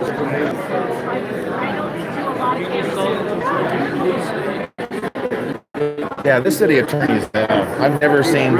Wow. I mean, you just see he doesn't care about the city. He only cares about what his comfort level. Oh, I don't want to work hard. He wanted to hear himself talk. Yeah. That was a lot of stuff. We didn't need to hear about the branches of government. No. We should know what they are. Learned that long enough. They calculated. So I'm trying speakers, 2 minutes each. Some didn't matter. 2 minutes. Yeah. So I'm just trying to think. What is that though? So it's 200 minutes. So that's like 6, 12, 18, so about three and a half hours. Okay, so we're doing okay, I guess? Yes. I got a lot of people, they're submitting cards without just giving a statement, but they're not going to speak at the podium. So, hey, George, one of the stories you need to report, yes, I want you to report the fact that this attorney is trying to tilt it. He admitted it. I don't want to sign a letter. He doesn't want to do anything. That's Can not you send me? He's a lazy bastard. Your comments? I will. Good. That was just brilliant. Really. I loved it. You know, I had my own comments. I know I should have. I have my own comments here, but I changed the script when he gave us a bunch of crap. So, because I had my own. That guy doesn't even keep his hand. Apple Valley. And that lady right there thinks it's okay to flip people off. She flipped you off. You treat your children like that? I mean, do you flip your kids off? I'm just asking. You flip people off. So how are you being tolerant and loving if you act like that? I'm just counted 37 by okay, so here we go. Since then, you've got Corona. I don't know which city. You have to show me the cities you have, and then I can show the cities you're missing. Cardiff was just added today. Yesterday was Apple Valley, Marietta, Tulare County. What I'll do, Tony, is I'll send everybody a list that I've updated. The thing is, I was going to mention that, but I don't want to contradict your number because that weakens your argument or give false information. So okay. Should I stick it to 45? Stick to 45. I mean, that's what, like Ridgecrest, for example. Yes, we do. Absolutely. You can. The big part is, I found it on a Google search. I found it with a simple Google search. How could he not know that? How could he not know? I mean, it's just, it's a joke. Yeah.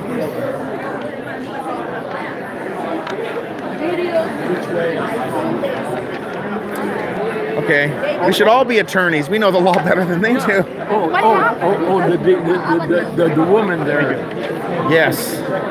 Don't worry, we're going to outnumber them very soon because it's a public safety issue. Yeah. They won't what? They won't with the lawsuit. Trust me on that. Why? Why do you think? They're too much of wimps. Well, I hope they change their minds. I hope you're wrong. I hope you're not recording me. I am recording you. Well, okay, I am recording. That's all right. But no, the bottom line is that... Well, they did the letter for starters, so let's hope they go further. See, I'm saying if they do nothing, then that is an issue. That's true. They need to take a stand. If they don't do anything, they're saying they don't care about the safety of the... Let's go. Yeah, she curses at... Do you curse at your kids? Or God, I hope she doesn't have that heifer over there. Sorry. Illegal immigrants and American citizens. It's the mainstream media here. They're liberal. A lot of times, they slap in my face. Slapping in my face. Oh, they have to be I am legally, I'm Colombia, and I came here for a future. Legally. I spent a lot of money. There you go. Hey, at least I didn't flip her off. She probably... Her son was murdered by Yeah. Yep, way to go.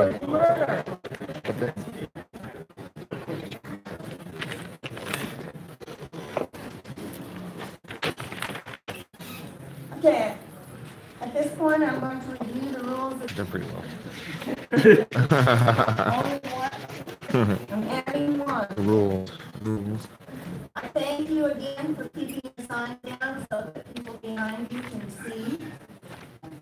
You can't block the doors because the fire marshal doesn't allow it. By now, it looks like there are lots of seats, so nobody should be needing to lean against the wall or block the doors. Right. I kept your comments to 2 minutes, and we'll continue with that. He has to say, and we want he's intimidated. And I'm going to ask the people in the front row to refrain from making comments to the speakers. I believe they didn't make comments when you were talking, and I'd appreciate it if you would recenter, followed by Tony Doles. Yay, Tony. Julie Morris here. Thank you, Mayor Craven, Vice Mayor Kilby, all the council members. Thank you for taking upon yourselves the responsibility of leadership. Thank you also to our city attorney for your thorough, your thoughtful and helpful presentation. I am a priest in the Episcopal Church. I model my life after Jesus Christ, who taught us to love God and love our neighbor as ourselves. And there were no qualifications. Documented, undocumented, person of color, white, Republican, Democrat. Love your neighbor as yourself. I've lived 11 years. I've served churches in Ventura County for 20 years. I'm also a mom and currently have a daughter at Monte Vista and another daughter at Camarillo High School. So I'm rooted here in Camarillo and have a pretty good handle on the pulse of our community. What I can tell you is that these are anxious times. Last week, I was at the Roxy Theater to a sold-out screening and panel support for our teams, support for senior citizens, and care and compassion for every single member. I personally support SB 54. I think the best position for you to take is a neutral position. We need to protect the rights of all of our community members. We need to make sure that our law enforcement has a good relationship with immigrant communities. SB 54 helps make that happen. But please, thank you for your comments. Joanne Center, followed by Tony Doles, followed by Mark. Good evening, my name is Joanne Center, Camarillo for 9 years. I'm in support of SB 54 and I'm also a representative of the Democratic Mountain of Camarillo. Any discussion of immigration, both legal and illegal in this day and age, brings up a lot of strong emotions. The fact is, immigration legislation is not done by this council. This law was passed by the state legislature and Jackie Irwin, the citizens of this county voted for, and the governor that said for as well. This is not an election, and the council is not a judge to decide this decision. The choice we have here is to decide what kind of message we want to send to our community, particularly the Latinx community and other marginalized groups. In the news as of late that cannot help but cause pause. People detained and asked for papers simply for speaking Spanish, even though they're citizens. Non-citizens afraid to report crimes because they fear deportation. Undocumented parents take their children to the hospital. Hate speech in local schools. Race baiting and fear-mongering is not what this community stands for. Salacious talk of gangs and murder only hides the fact that many undocumented people came to this country to escape gang violence and to ensure back to police is vital for community safety. Our local police should be focused on local crimes and not acting as ICE officers. 100 years ago, my Jewish great-grandparents came from Eastern Europe. They were called animals by some. There were those who held signs portraying them as hook-nosed fiends. They were called outsiders with their religion and their clothes and their language. It was words like nation of millions who were not able to make it here. A statement or support is largely symbolic. Nobody's solving immigration tonight. The choice is what kind of symbol we send to our children, and it can be a symbol of hope or of hate. Thank you for your comments. Tony Doles, followed by Mark Fisher, followed by Teresa Amesqua-Smith. Thank you. By signing Senate Bill 54, the Sanctuary State Bill for the protection of criminal illegal aliens, the governor has put us in danger. Let's review your options. We have domestic repeat criminals. These domestic criminals can return to the community upon serving their time or upon posting bail. There is nothing you can do about domestic criminals. We also have illegal alien repeat criminal offenders. These criminal illegal aliens do not have the legal right to live or work in our community. Local law enforcement, up to in SB 54, would now they are let loose in our streets where they can do us harm. On May 12th, changed their policy. Now anyone can use their bathrooms and loiter all day without buying anything. Where do you think loiterers hang out now? Today, 45 cities and is going to go now. Camarillo, you have a critical role to play. Your role is to ensure public safety. I ask you, please, do not allow Camarillo to become the Starbucks of criminal illegal aliens in Ventura County. If you vote for, I've asked you to vote for a state of enforcement until the courts have ruled on SB 54's constitutionality. Now, this is about public safety, not immigration, but I'd like to say, I am a Hispanic immigrant. My family came here. They love this country so much that they obey their laws. I'm a citizen in 1976 on the 200th anniversary of our country. I also love this country. Thank you for your comments. Mark Fisher, followed by Teresa Amesqua Smith, followed by Jason Robbins. Good evening. My name is Mark Fisher, and I've been a resident of Camarillo and a professor at St. John's Seminary for 28 years. I'd like to thank the city attorney for his excellent report and his recommended actions 1, 2, 3, and 5 would all be acceptable to me because I'm a supporter of SB 54. But I don't think there's any need for the city to take immediate action on this matter. Immigration policy is an important national debate, and I believe the city serves its constituents best. Followed by Jason Robbins, followed by Favacho.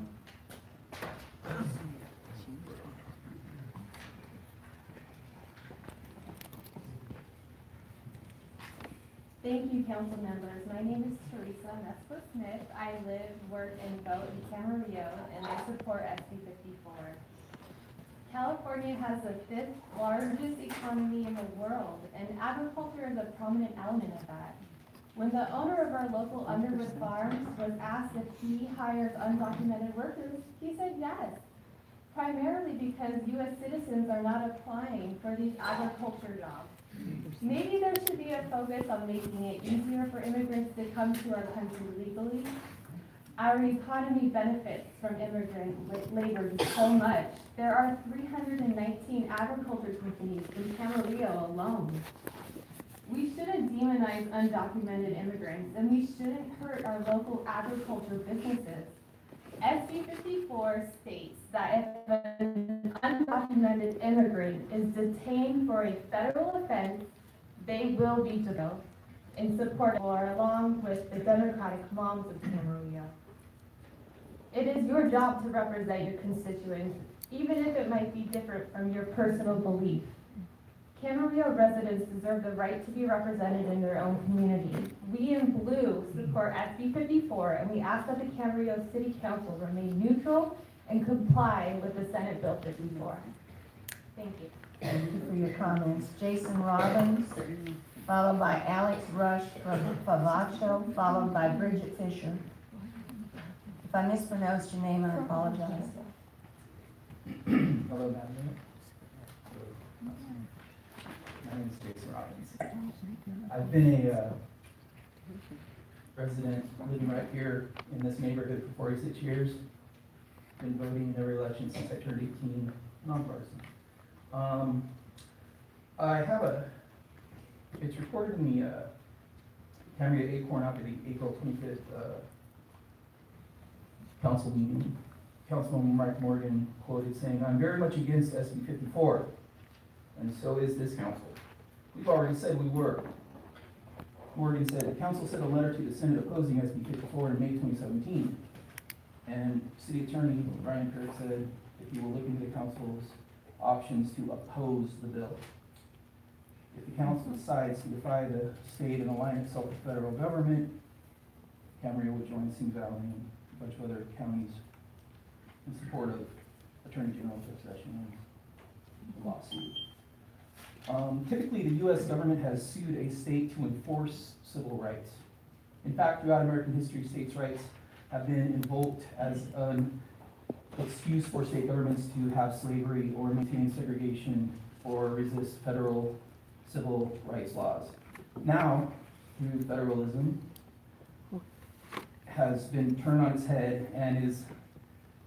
And is California invoking states' rights to protect its residents from Trump's administration's repressive federal immigration policies? Excuse me. It is ironic to see conservatives who for so long have championed states' rights now embracing federal power. That is a excerpt from a reporter in the LA Times. I just thought it was pertinent. Yeah, so we voted for the Senate. They made a law, and it's being challenged. Thank you for your comments. Alex Rush of Favalcho, Bridget Fisher, followed by Greg Manion. Hello, my name is Alex. I was born and raised in Camarillo. I was born in St. John's Hospital. My grandfather was a former mayor, city council member of Camarillo, also a former Ventura County commissioner. My mother's an appellate attorney for the state of California. My father is a State Farm insurance agent here. I helped run my family construction company here in town for Rush Construction. Business operator for 35 years. In my experience, this has been an incredible town to grow up in. My family and I have been active members of the community. I grew up being active with the Kiwanis Club and got a scholarship from them to go to college. I support SB 54, and I hope that the City Council can support it as well in some of the actions that are outlined there. I think that the day and age that we live in, the protectionism that we're seeing in the U.S. and abroad in Europe is us really kind of falling back onto our fears and falling back onto go beyond just what everyday lives is easy to see. I know this is ambiguous. I hope that we as people can see beyond just our color or our race and see each other in our common interest in what it is that we're trying to achieve, and everybody wants a good life and somewhere safe and call home. Thank you. Thank you for your comments. Bridget Fisher, followed by Greg Efrahamian, followed by James Paulson.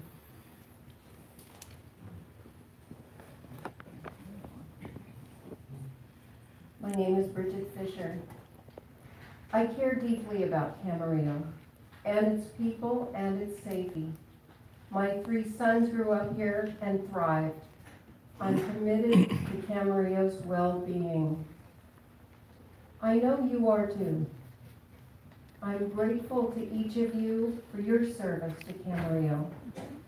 I've seen you handing out programs at concerts in the park, speaking at the Camarillo Hospice Tree of Life, and at the California Conservation Corps graduation.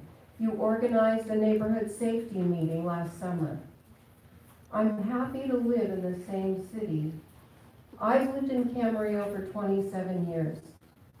When I moved here, I had a 5th grader, a 3rd grader, and an infant. During the years that I've been here, I volunteered at my son's schools, Tierra Linda, Las Colinas, Monte Vista, and Cam High. I've been a patient care volunteer for Camarillo Hospice since 2001. I've been a clarinet player in the Camarillo Community Band since 2002, and will be out at the Pineo Mountain on Monday playing. And recently, I began serving as a Stephen minister. So why do I support Senate Bill 54? Because it's the just thing to do. I have benefited from the services of immigrants, and I am grateful for their work. When you read the pages of Senate Bill 54, you will know that individuals who have been convicted of a serious or violent felony are not exempt from the law and will be turned over to the Immigration and Customs Enforcement. Our Camarillo community will remain safe with Senate Bill 54. Thank you for your comments. Greg Abrahamian? Yes, very good. Thanks. Yeah, I'm Greg Abrahamian. I am here to ask the Camarillo City Council to join the challenge against SB 54. I would like to address what the city attorney had to say about some of the choices that you have. And I'd like you to compare what another city, Santa Clarita, did. They joined the challenge.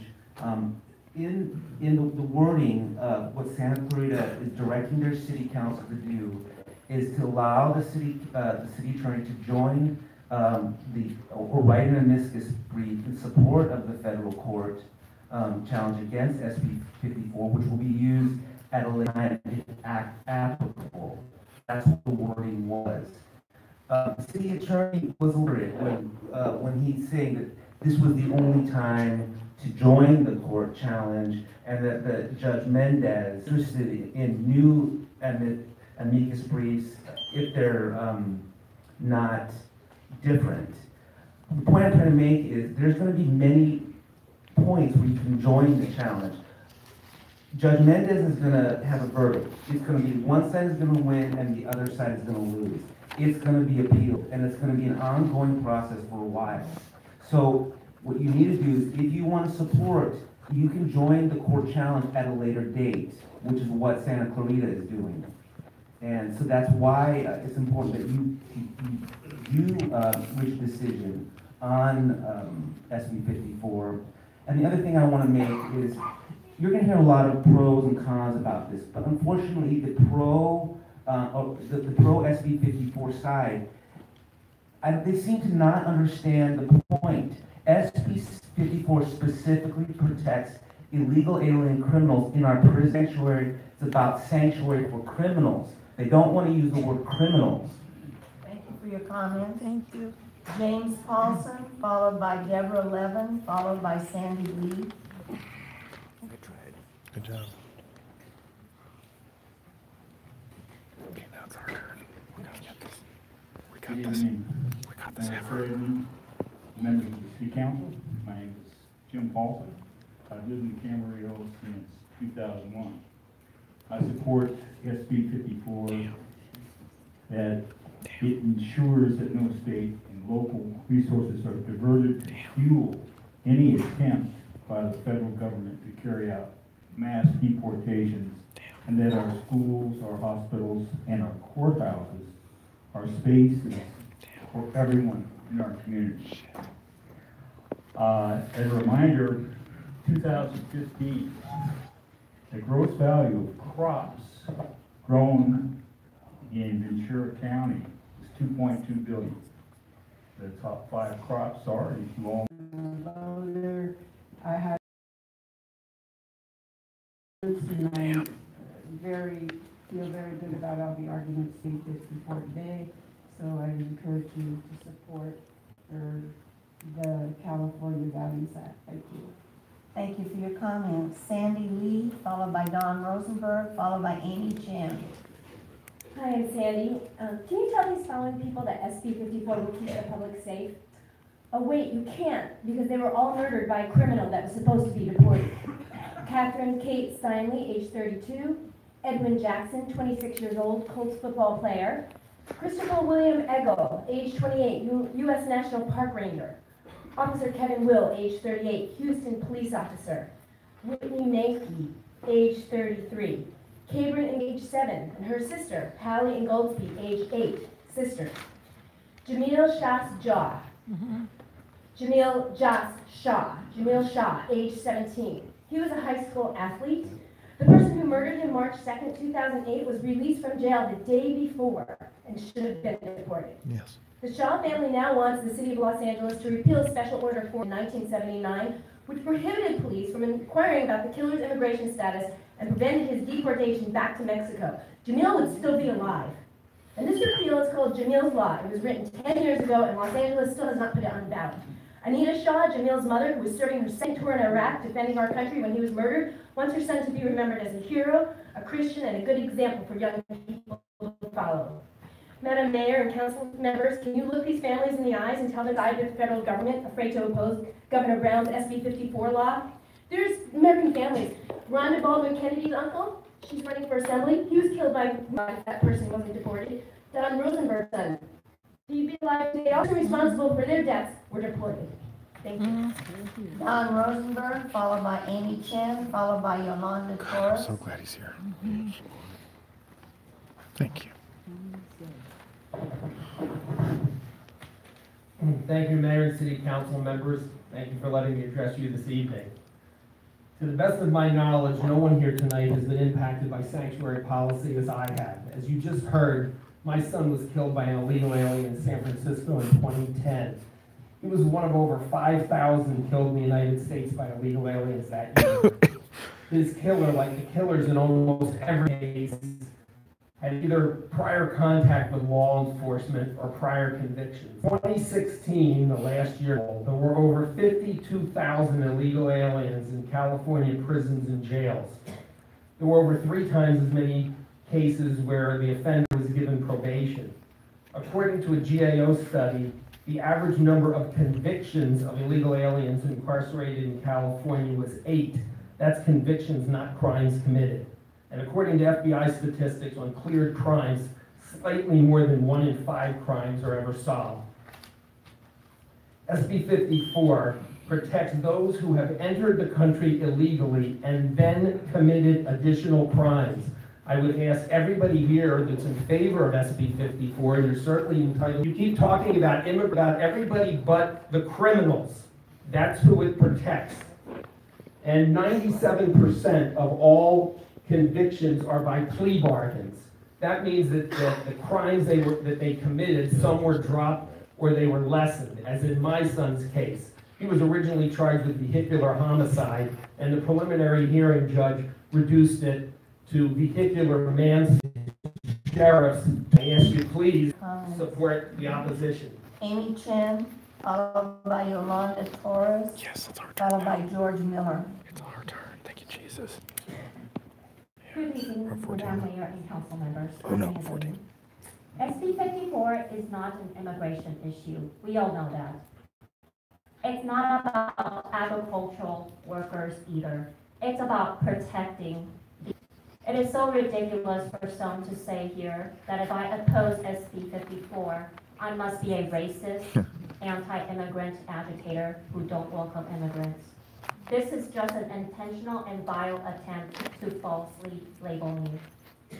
I'm an immigrant who believes that the best way to welcome immigrants is to keep them safe from the criminal element. I do not welcome criminals. The speaker had said some escaped violence to come here. So why are we recycling illegal criminal aliens right back into their immigrant community? I oppose SB 54 because I care about the safety of all people, legal and illegal members of our community. Compassion is about keeping safe the law-abiding people and not allowing them to be re-victimized by the criminals. SB 54 is letting back out into the community just because these criminals did not commit the specific crimes listed in SB 54. Those that support SB 54 can only resort to lies. They say opposing SB 54 will separate families and promote mass deportation. This is nonsense. The objective of SB 54 has nothing to do with protecting hard-working, law-abiding immigrants.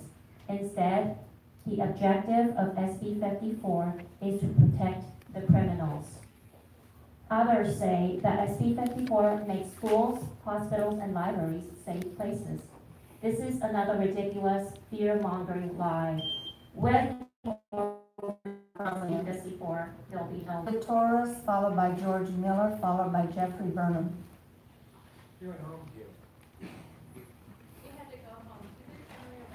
Yolanda Torres went home? Okay. George Miller, followed by Jeffrey Burnham, followed by Mike Barrett. It's on our side. Good evening, council, staff, and the public. Last time I stood before this body was to complain about barking dogs. It's a little bit more serious, and I hope the resolution is better than the barking dogs incident was in 2006. Let's give it a shot. Why do some people here think it's absolutely necessary to follow SB 54, but not U.S. immigration law, which trumps, if you excuse the pun, those laws? It's totally mystifying to me. And I got the cause brochure this morning. I see all those blue signs of the cause, and I saw the emotional language. I saw the twisted. I saw conflating immigrants with illegal illegal criminal aliens, which is what we're talking about tonight. And I have to agree with Mr. Schopper upon Mr. Pierce's conclusions. I think they're really quite faulty. There are other alternatives besides what you mentioned. And one of the first ones would be to get an injunction, which would mean we don't have to declare the law unconstitutional before. Isn't that true, sir? Of course it's true, right?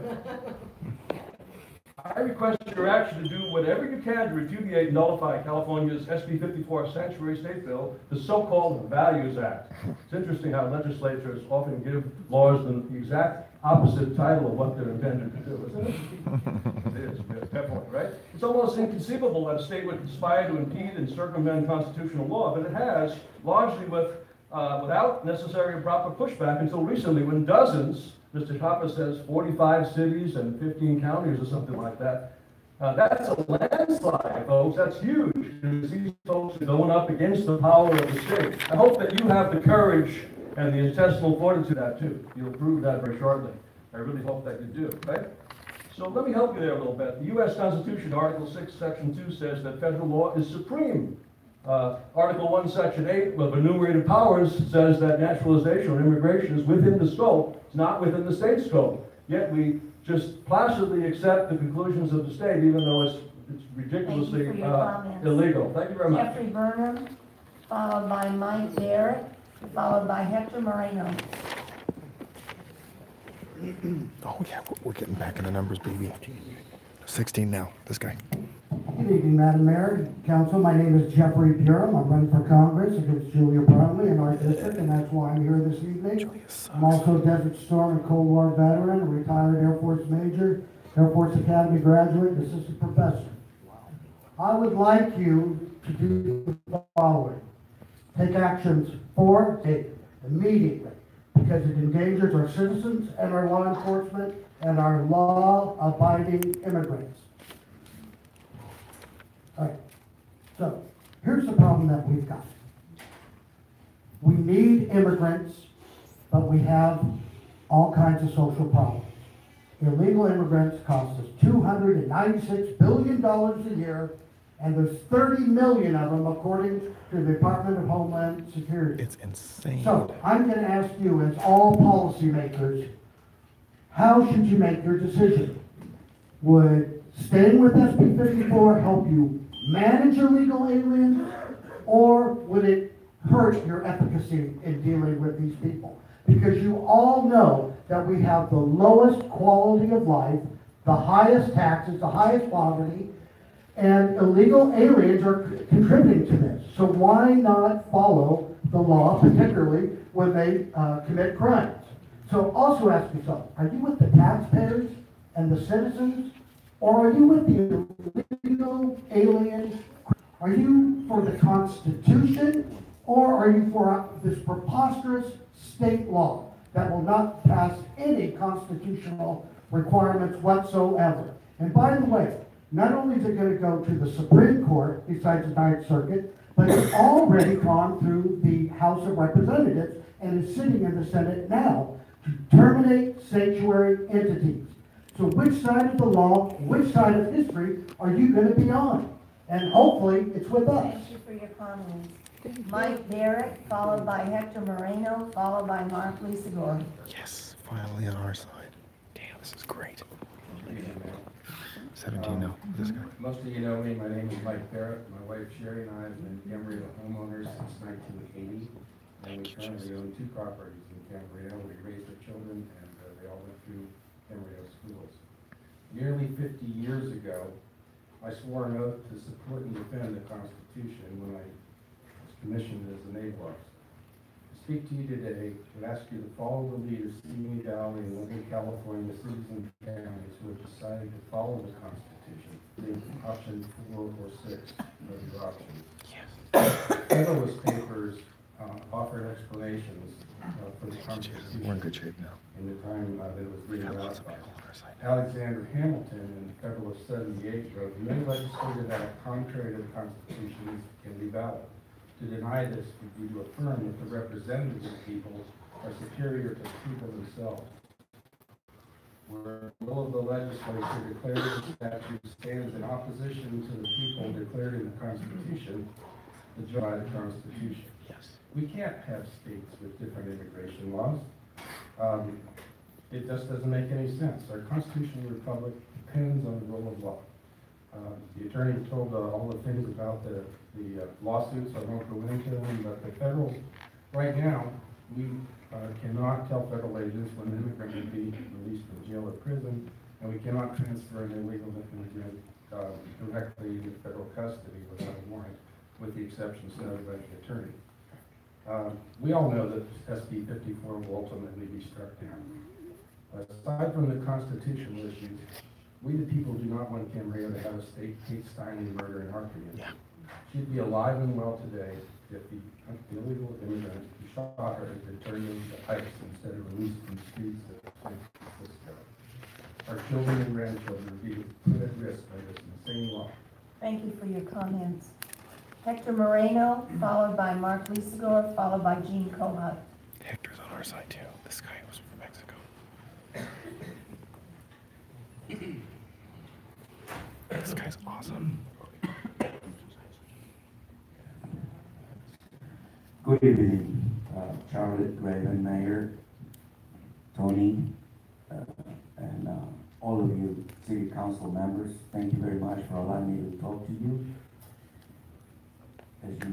I want to tell you about SB 54, that is totally unconstitutional, and it's horrible that I cannot believe that the U.S. citizens stand for that atrocity. What they're trying to do to our country, dividing it. They're pitting us against each other, because how can they play down a murder? One murder of a U.S. citizen is too many by an illegal alien. I don't want to go through all the hundreds of them that have been killed, or thousands, by an illegal alien. Illegal aliens are illegals and they're criminals since the moment they cross the border. That is illegal. In addition, they go with identity theft because they're going to go do their fake IDs, their fake social security numbers, or stealing somebody else's social security numbers. Those are federal offenses, and they're felonies. How can people say that they're so little angels? Say that with a straight face. It's all lies. I'm a Mexican. I'm a USA, naturalized USA citizen. For the last 40 years, I've been going back and forth to Mexico. I never been harassed by, like they say, by the immigration or the police or nobody. I don't look white. They don't harass me. Nobody ever harassed me. I wish sometimes they would ask me, "Hey, where is your green card?"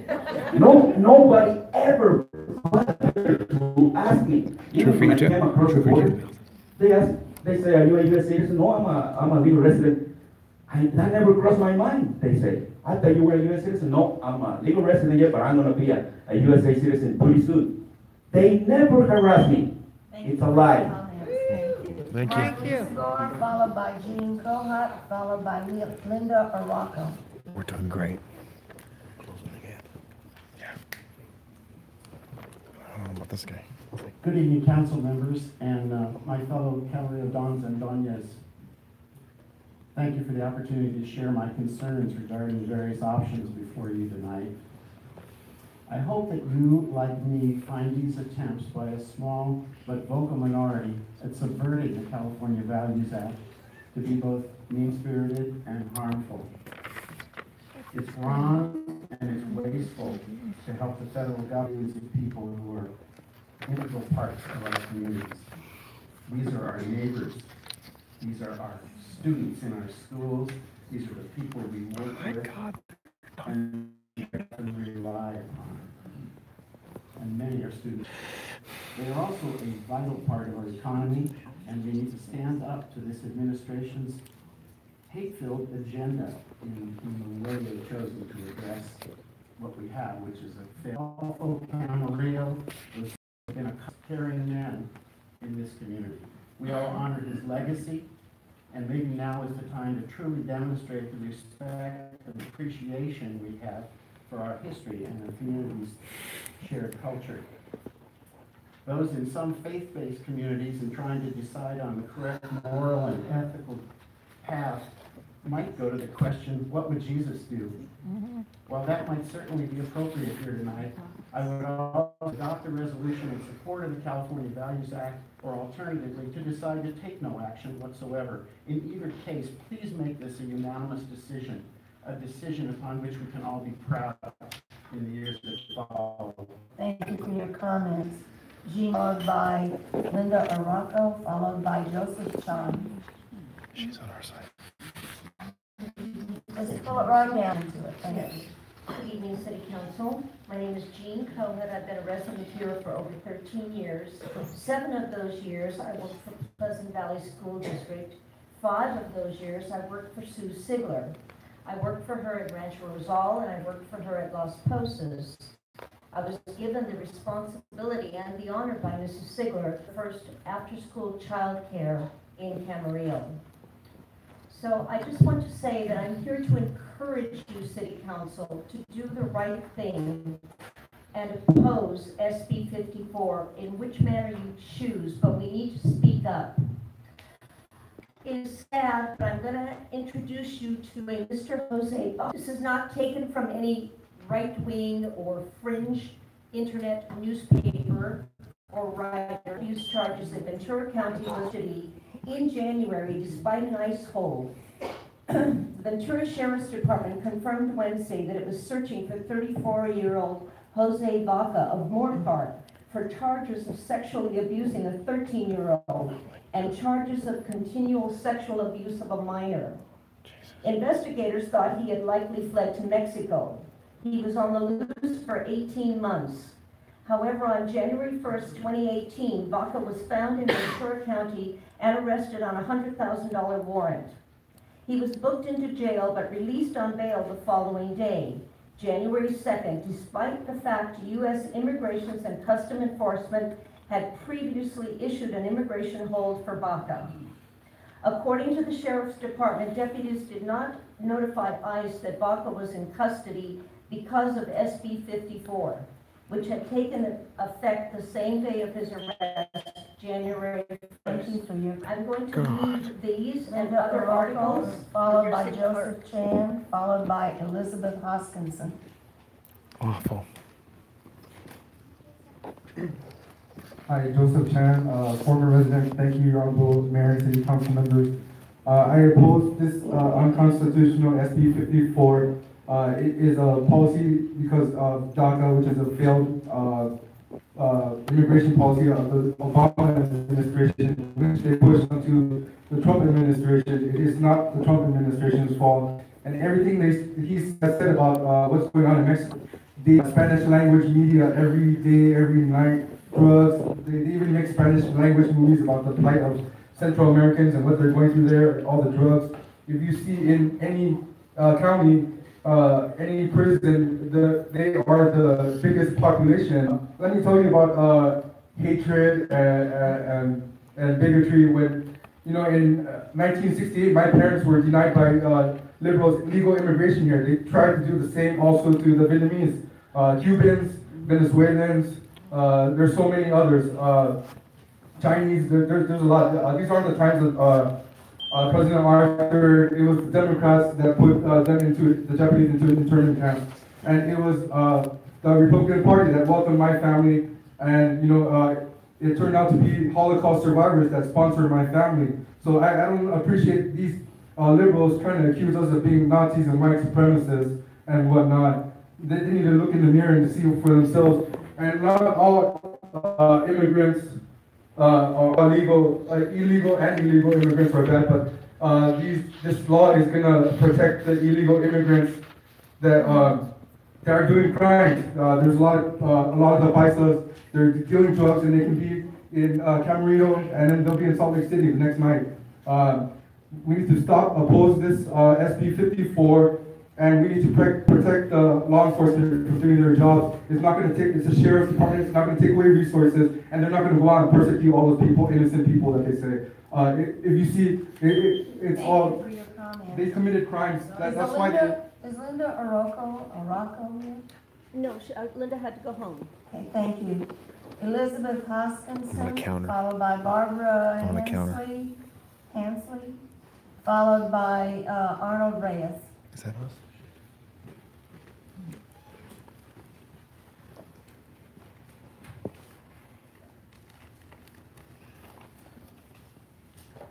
Good evening, and thank you for the opportunity to speak. And I would like to thank all of you for your attention. And I would really like to thank the city attorney. You did a fabulous job, and I wanted to get out there for a lot of people. You did a lot of hard work, and it's awesome. Thank you so much.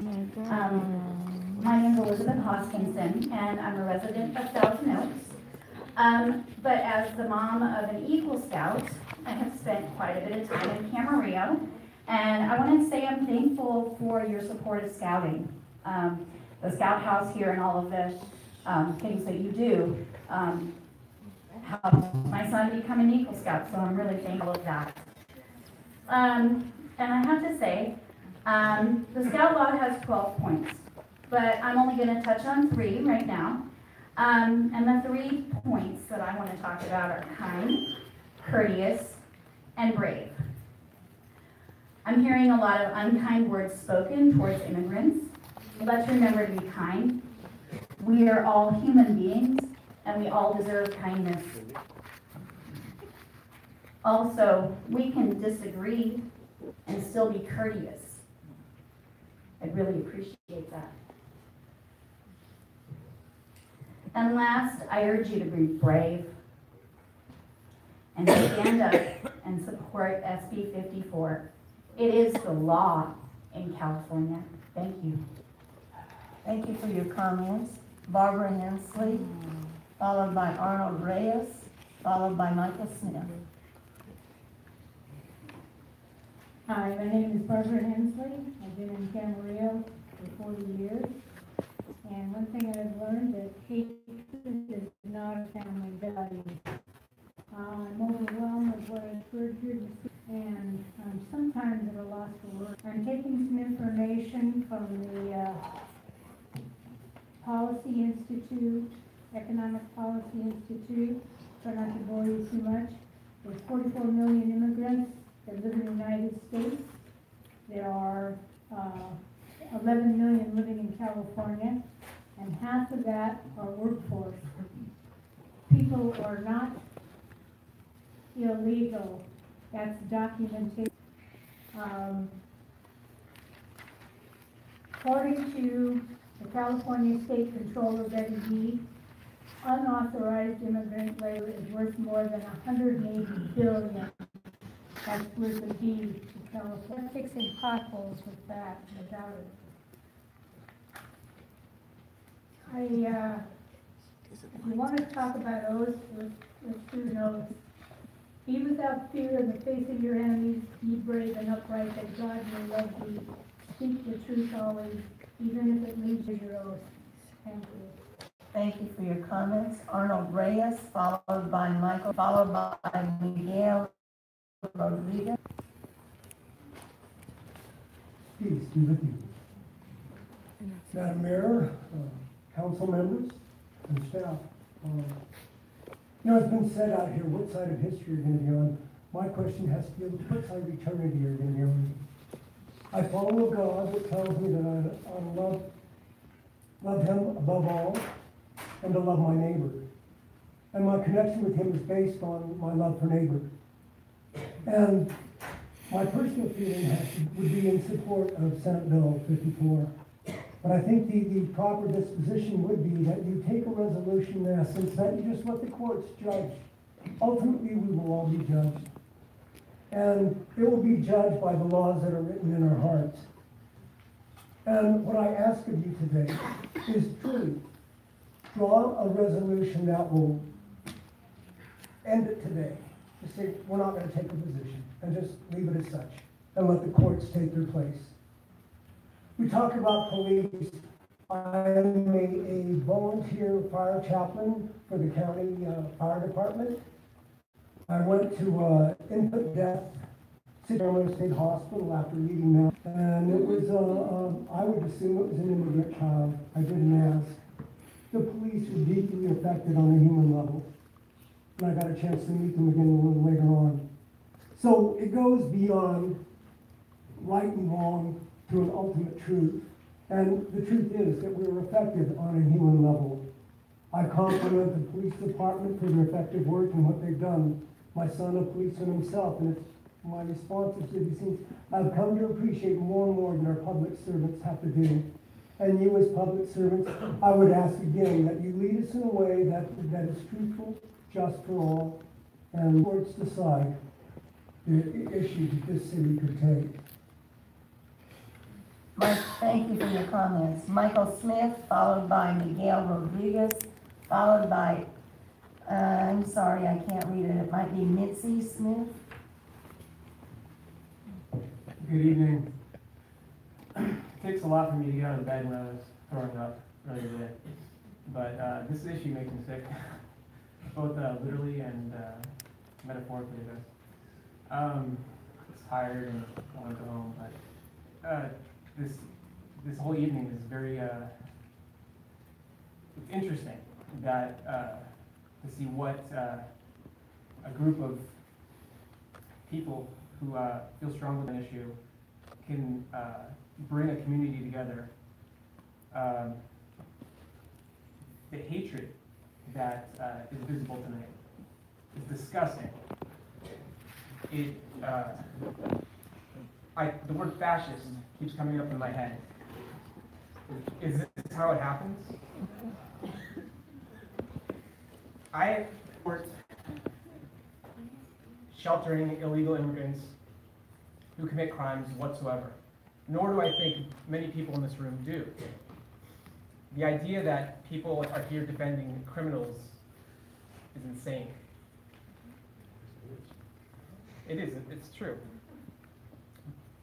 What I would like to ask of the council is that you would remain neutral on this issue. It's not something that, this was brought before you guys by the groups who made this an issue. This was not something that is pressing. If the council decides to vote against SB 54, this strikes me as a scapegoat issue. And illegal immigrants, in quotes, are being scapegoated. I would like the council to also address illegal citizens, those who employ illegal immigrants. Why are we not hearing about them? Thank you for your comments. Miguel Rodriguez, followed by, is it Mitzi Smith? And then. Thank you, Madam Mayor, council members, and especially thank you to the city attorney for the great presentation. Camarillo, why not just change the name of the city? Why not do away with the fiesta? Why not just rewrite the motto that's right there that says, las personas son la ciudad, or the city, the people are the city? Why not just do that? My name is Miguel Rodriguez. I work for Ventura County Behavioral Health, and I'm here as a member of the public, as an individual, as a member of LULAC, and also as a person who sees on a daily basis how some of these anti-immigrant policies directly affect American-born citizen children by forcing and imposing family separation. As you know, we have a center here in Camarillo where some of these children get put up for up to $60,000 per year for a child just to be ready for foster homes, costing money. I'm here to speak on behalf of them, as they are children and don't have a voice, and as American citizens don't have a voice. My grandmother lived in the senior apartments here on Ponderosa and Mobile, and as a kid she remembered being picked up and deported for looking Mexican while speaking Spanish and living in Idaho. Ironically, my grandma was born in San Benito, Texas. She moved her family to Camarillo because she said it was beautiful, had the best schools, and she felt safe. My dad, when he died, he wanted his final resting place to be the Conejo Mountain Cemetery. And I know that him and my grandma and my grandpa are probably turning in their graves knowing that the city that they love and work for so much is being overrun by these right-wing outside instigators and populist arguments, and who are trying to bully their way into power. Please consider the deepest feeling of love you have ever felt, perhaps when your children were born, when you graduated college, when you met the love of your life. and when you decided to make a change in the world by seeking public office. I urge you to reconnect with that feeling, as you cannot reason with anger and much less with hate. Support SB 54. For the record, I am a descendant of many immigrants, a graduate of UCLA, and currently in a master's program at USC, and I guess all that makes me an animal to some. Thank you. Thank you for your comments. I can't read the writing. Is it Mitzi Smith, Mike Smith? Is there a Mike Smith? I'm sorry, I read too many names tonight. Meadow Walker, Sue Reynolds.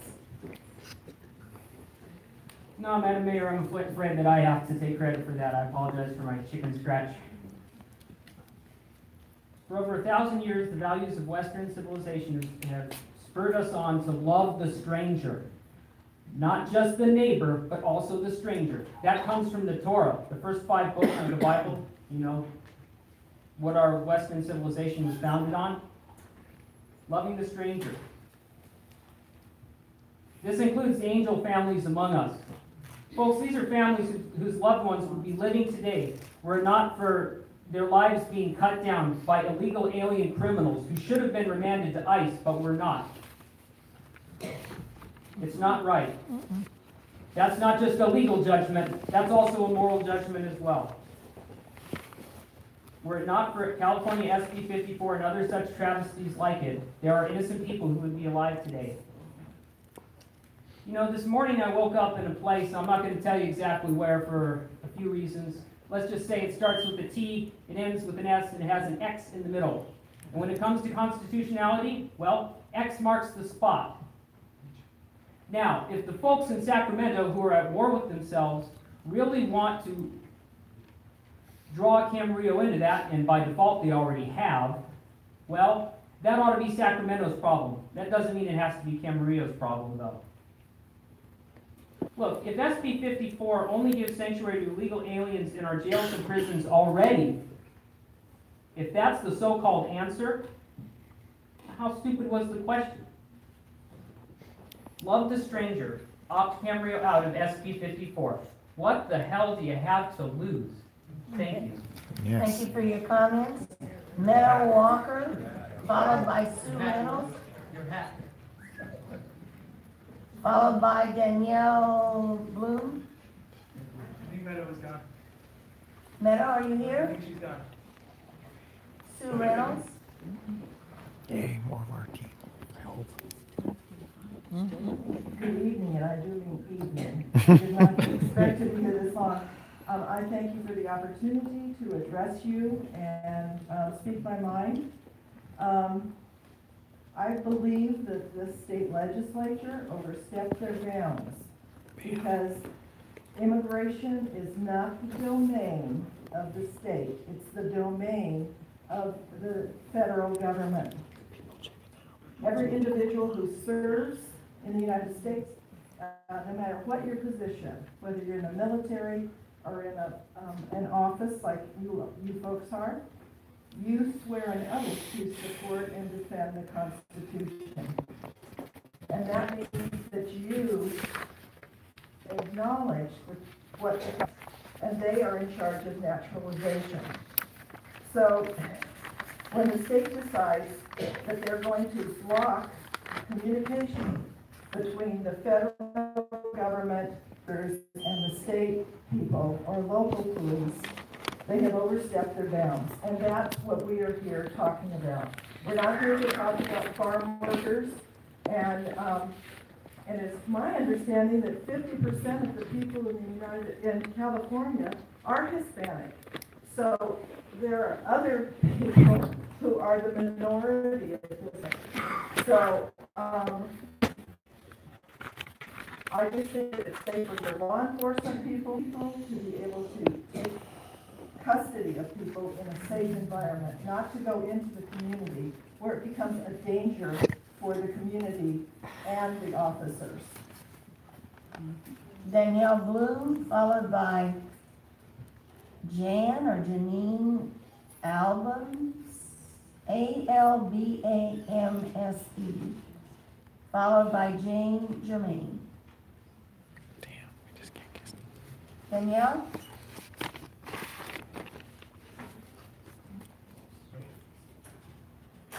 Janine, Jane?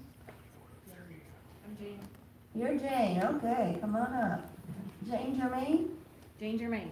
Okay, we got you. Thank you for having all of us and giving us all this time, this precious of yours as well as ours. I'm really tired. I'm a mother of 2 teenage sons that attend Camarillo schools. And one of the things I tell my sons, there's no drama in my house, there's a lot of drama in this room tonight, is facts don't care about your feelings. Facts don't care about my feelings. Facts don't care about anybody's feelings in this room. So I'd like to just talk about some facts really quick. I went on uhaul.com earlier today. So I requested a truck to move out of California from Camarillo to Phoenix. The quote I got was $1,250. I decided to get the quote coming back. Same truck, $130. There's no trucks in California anymore. They're all gone. So you pay an extreme premium to just get a truck to get the heck out of here. I am not somebody that's going to cut and run from this state nor from this city, but what's happening right now is very disappointing, and I beg you to take a stand on this. Whether it goes nowhere, so be it, but we have to take a stand on this. We cannot let the Governor Brown and the legislature in Sacramento determine what happens here in our city. It's very clear there are a number of us here that oppose this. So please, just think about that. It's very important to many of us here, and thank you for letting us stay, because there's a lot more of us that oppose this that are going to be coming and talking to you. Thank you. Thank you. Rosalind La Liberté. Yes. Victoria Uriel, followed by Roberta Sponson. Thank you for letting me speak today. Speak right into the mic. Oh, thank you for letting me speak today. But right after this began, and we heard the city attorney, and he put everything up there and said that it has no effect on our law enforcement. And then we heard the city's law enforcement administrator say, yeah, why are you worried about lawsuits? Why are you worried about things that don't really matter? What matters here today is that we get out of SB 54. Not for us. It doesn't do anything for us. Don't be lazy. Do your job. Join the other cities that have opted out and do this today. That's it. Thank you for your comments. Victoria Curiel. Roberta Sponster. He's a lazy Bob Cohennour.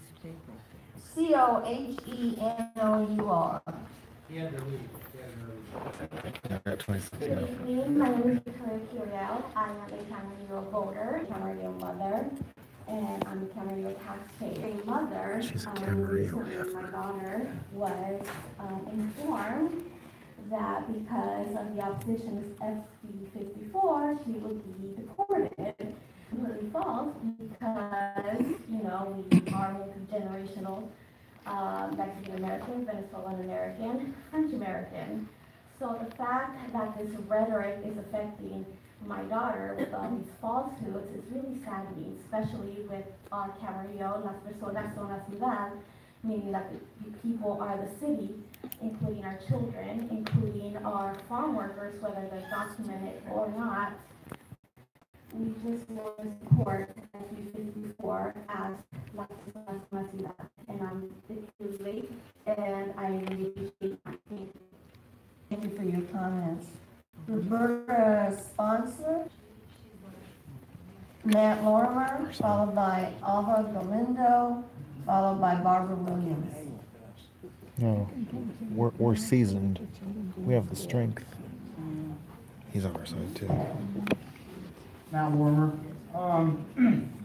Wow, a career politician created this. The two kind of groups coming in the United States is illegal, and illegal family members who want a better life. Then there's another group which are criminals. Tonight, your city councilman, you heard from the sheriff's department how the rules have changed. You're here as public servants, protect the people of this city.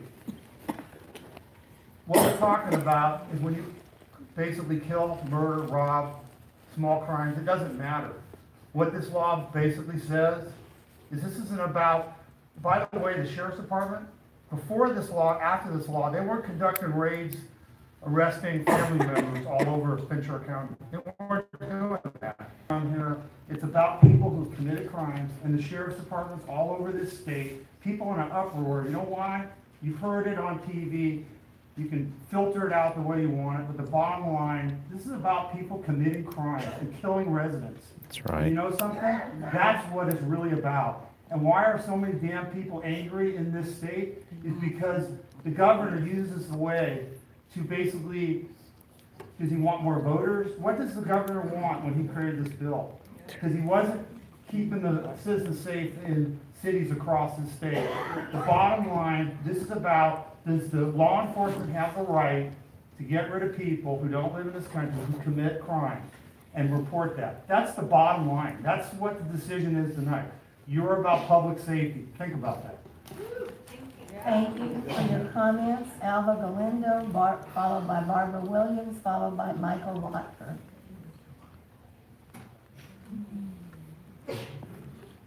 Another heifer. Hi, my name is Alva Galindo. I'm a U.S. Army veteran. I spoke at the last city council and I am to SB 54. I wasn't going to speak today, but as I sat in the audience, I knew I needed to be heard. I was born and raised in the heart of the Bible Belt, Kansas, to be exact. And today was the first day that I truly saw hate and I truly felt it. I'm speechless. Urge you to support SB 54 and let that word and do the right thing and know that no human equal. In my think what that means to you, Father, this is about my family. That's offensive. I urge you to be on the right side of history. I leave you with this quote. Racism is still with us. It is up to us to prepare our children for what they have to meet, and hopefully we shall overcome. That was said by Rosa Parks. Thank you for your time. Thank you for your comment. Barbara Williams, followed by Michael Watker, followed by Rachel Tom. She's on our side.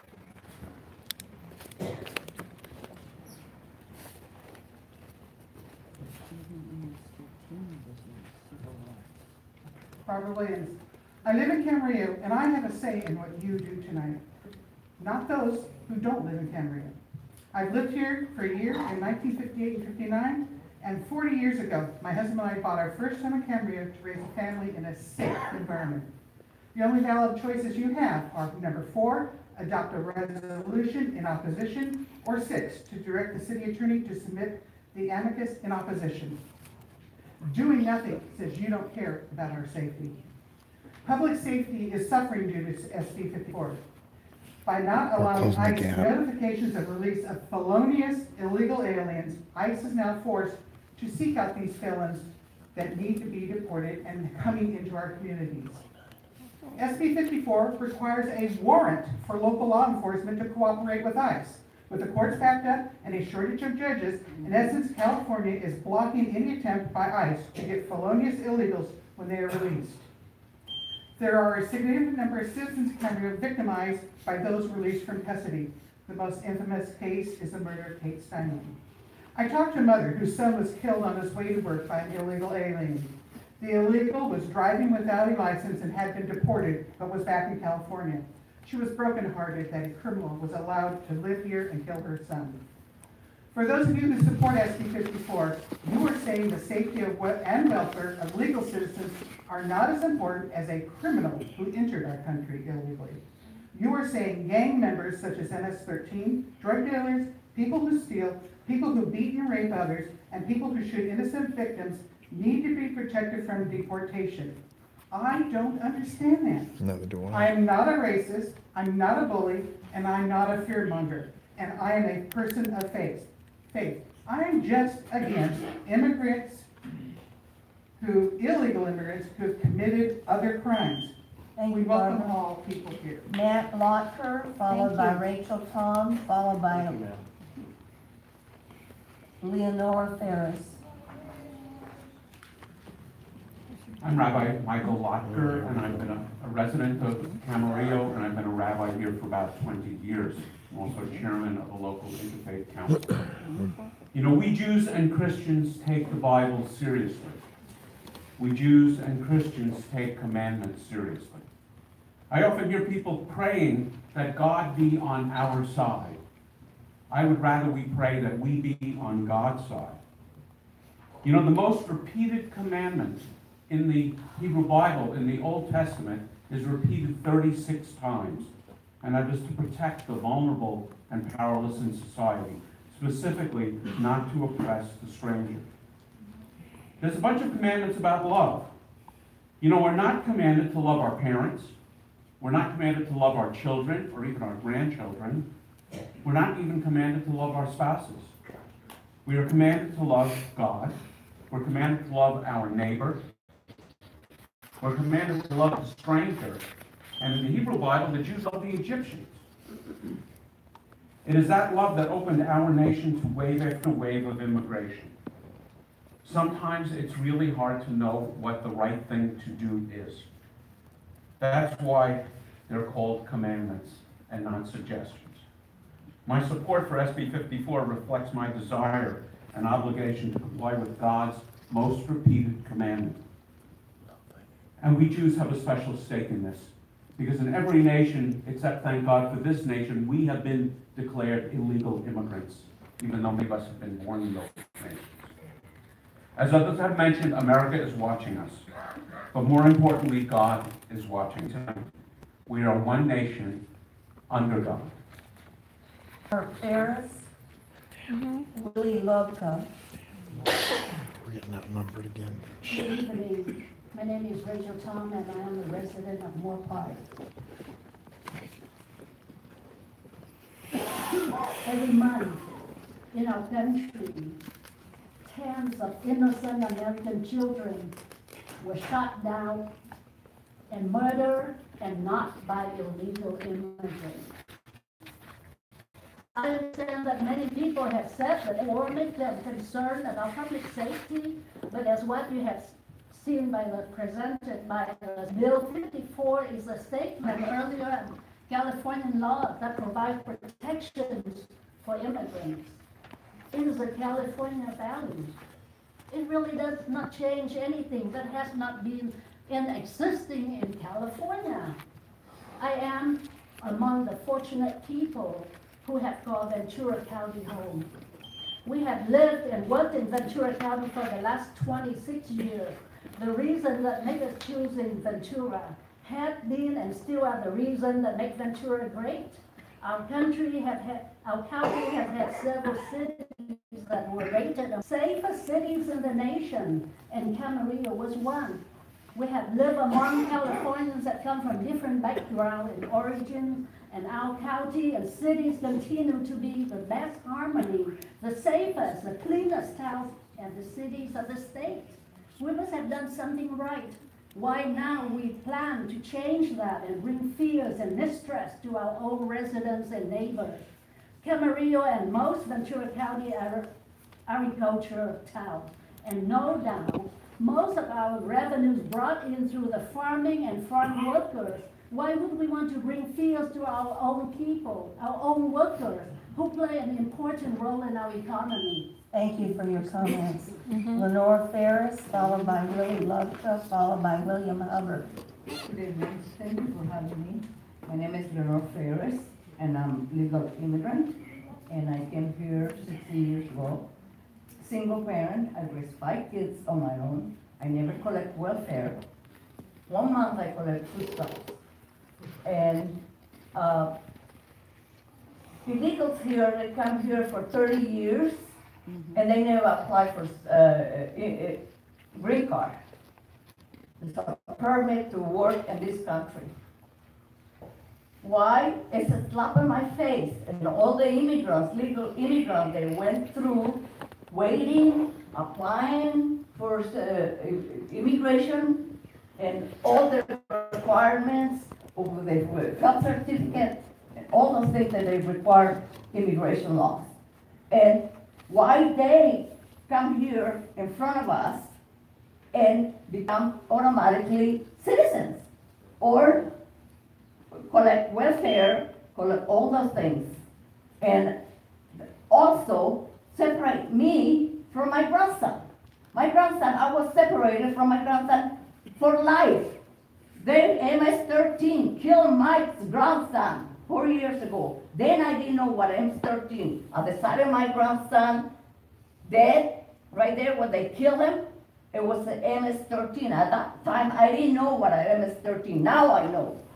This is my point. Why? Why they killed my grandson? Separated families because they went to another country. They're going to separate? No. I never going to see my grandson again. And God bless America and make California great again. Thank you. Comments, Willie Lovka, followed by William Hubbard, followed by Kelly McCabe. Good evening, City Council. Thank you for staying up so late, after me about bedtime. Much appreciated. I live in Thousand Oaks. My name is Willie Lupka, and although I'm not a resident of Camarillo, I'm here as a neighbor. My family and I come to Camarillo frequently to shop, to dine, to patronize the movie theaters, to visit friends here. I own a small business, and one of my employees lives here in Camarillo. My kids went to the UPS school and had a wonderful experience. And we schlepped down the hill and back up every day because it was such a wonderful school. My kids are going to college now. My wife and I are thinking of downsizing our house and have thought about moving here. We've always thought of the city of Camarillo as a charming, beautiful town. I want to encourage you tonight, please don't do anything to change that. If the City Council were to take an action opposing the California Values Act, I would interpret that as a deliberate and unnecessary decision in the name of this city to step on people's toes that you don't have to do. Why would you do it? Those toes would include mine. I'm a proud descendant of immigrants. I support SB 54. I don't understand why any city leaders who are responsible to be stewards of their community would voluntarily decide to make a purely political statement, despite knowing full well that many of the people they serve would find that statement repugnant. It seems obvious that would hurt this and would repel many of the people who you really want to be attracting here. Please don't do that. Thank you. Thank you for your comments. William Hubbard, followed by Kelly McCabe, followed by Frank Rodriguez. Those are bogus arguments. William Hubbard. You lose money, you'll lose business. Kelly McCabe. Frank Rodriguez. It's heifer crap. It's heifer crap.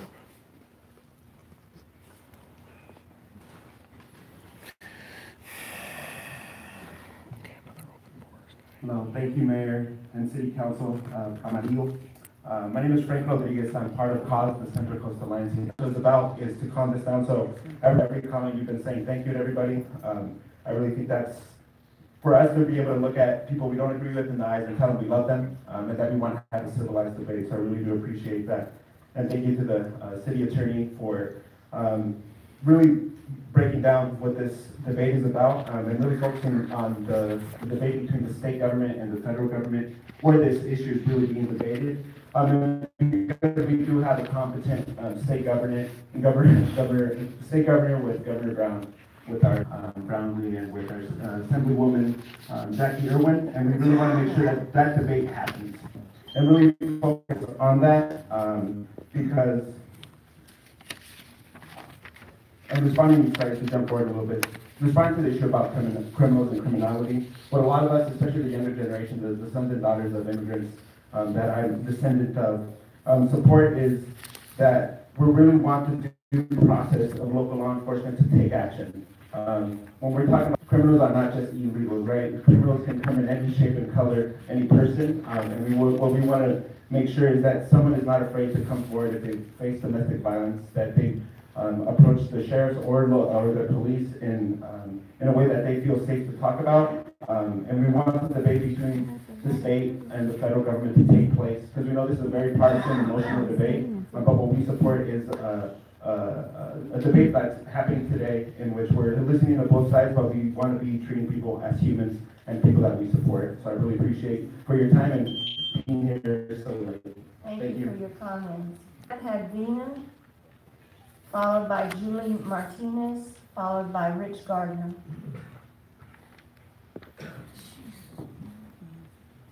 Good evening. My name is Georgette Hadvina, and I live here in Camarillo. And I'm certainly not against immigration.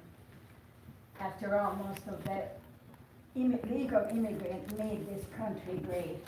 I'm very against illegal immigration. I legally immigrated here with my country, my family, many decades ago. My legal immigration process went through an orderly and lengthy manner, they were screening us medically, criminally. My uncle, who sponsored us, had to make full financial ability for us. Really resent that people put illegal and legal immigrants in one group, because it's not so. Millions of people from all over the world are waiting in line, and some of them for years to have a chance to come here legally. And there are some people that just walk to the border. It's not fair for them. I'm sure most of the illegal are nice people, but we don't know that all. We know that some of them are not. We have no clue who they are, what illness, bad intention, or what kind of drugs they bring in. We cannot simply discard the federal system, our values, our rights as a nation to protect our borders, and not be able to select who is coming in. However, if the majority of the people in the U.S. wants to have a complete open border, change the law democratically, but not break it. Thank you for your comments. Julie Martinez, followed by Rich Gardner, followed by Tim Helton. Good evening. I'm your neighbor from Moore Park. Although I don't live in Camarillo, I absolutely do love the city. I chose this city because Father Sarah was the church that I chose to raise my children in the Catholic faith. In addition to that, I raised my kids playing soccer here in Camarillo. They started off in AYSO, and they continued through club. And my oldest daughter won a scholarship to earn a scholarship to UCLA to play soccer. So thank you, Camarillo.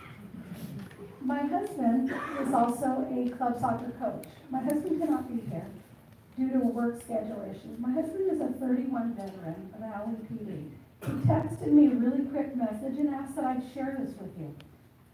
I'm a 31-year veteran of LAPD, and I support SB 54 because this California law creates safe communities for both residents and for law enforcement personnel. He left me with SB 54 as a pro-law enforcement law. Please, I urge you, stick to the facts, not manufactured fear. Our California State Assembly person, Jackie Irwin, voted yes. Look at her. She is one of the most pro-law enforcement records of California Assembly person. Check that out. Senator Harry Stern also voted yes. Listen to what part of this law says, safe and accessible. I'd like to leave you with one point. I actually heard on this issue for over an hour. When I asked him what was the percentage of crime committed by illegal aliens, as he put it, 1%. Rick Gardner, followed by Tim Helton, followed by Terry Helton. I guess we're screwed. Oh, all right. Hello, I'm Rick Gardner, and I'm a 36-year resident of Camarillo. I'd like to speak in support of Senate Bill 54, the California Values Act. It seems to me that we need this bill to help the people and families who have been disenfranchised by our lack of an effective agricultural program. Government and businesses had a de facto reach to import undocumented workers from south of the border. Workers are expected to somehow make their way into this country and are then hired to do backbreaking work that Americans refuse to do. We all know it from the families. It's okay to have this with business interests. When it comes to people, we're told how important federal immigration law is, how we need to protect the SB 54 is a reasonable law that distinguishes our population. When we community seeks to divide its residents into groups of half. Voted in every election since during that period of time. And I am a founding member and co-chair of Ventura County Interfaith Community and secretary of Campus Interfaith. And I want to speak in favor of Senate Bill 54 for two reasons. First of all, it's hard for me to imagine that the community was the police department. And secondly, and more it resonates with me that history will judge us on how we treat the most vulnerable in our midst. Thank you very much. Terry Hilton for comments. Terry Hilton, followed by Elsa Aldegar, followed by Sally Starr. Hi, I'm Terry Hilton, and I verify his writing is form. So, thank you for allowing us to speak and me to speak. I am the co-chair of the Ventura County Interfaith Community election. I am grateful for the ability to express my opinion, and I also love our Constitution, and because that allows us to do it. And that Constitution has set something for us for over 200. But there was a time in the 1800s where people traveled an underground railroad against the law.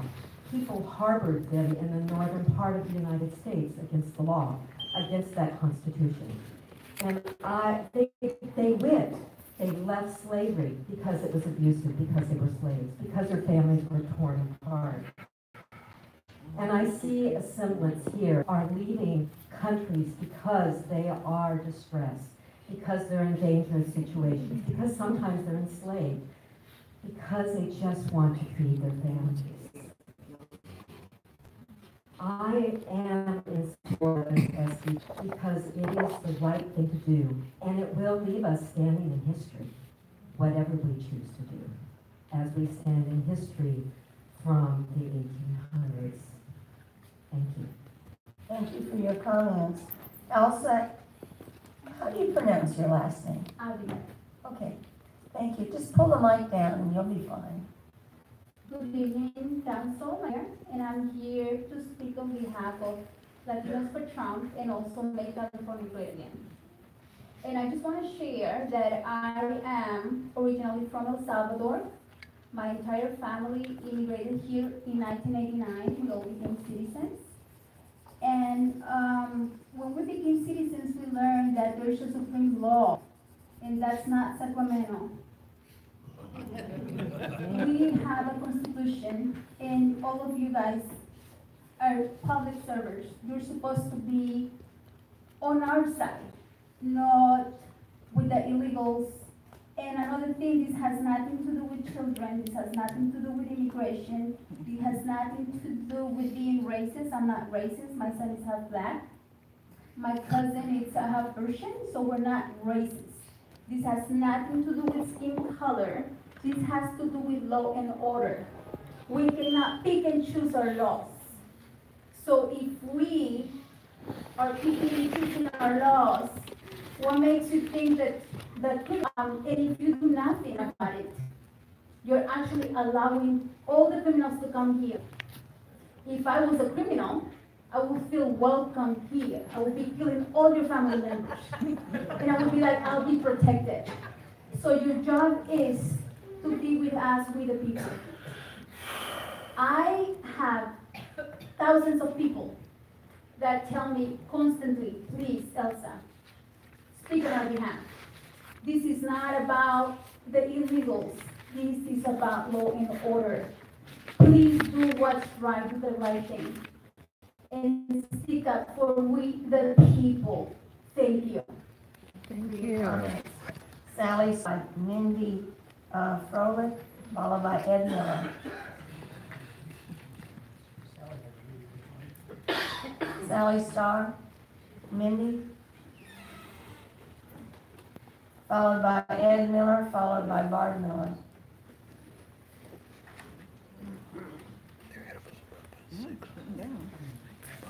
I got about 10, 11.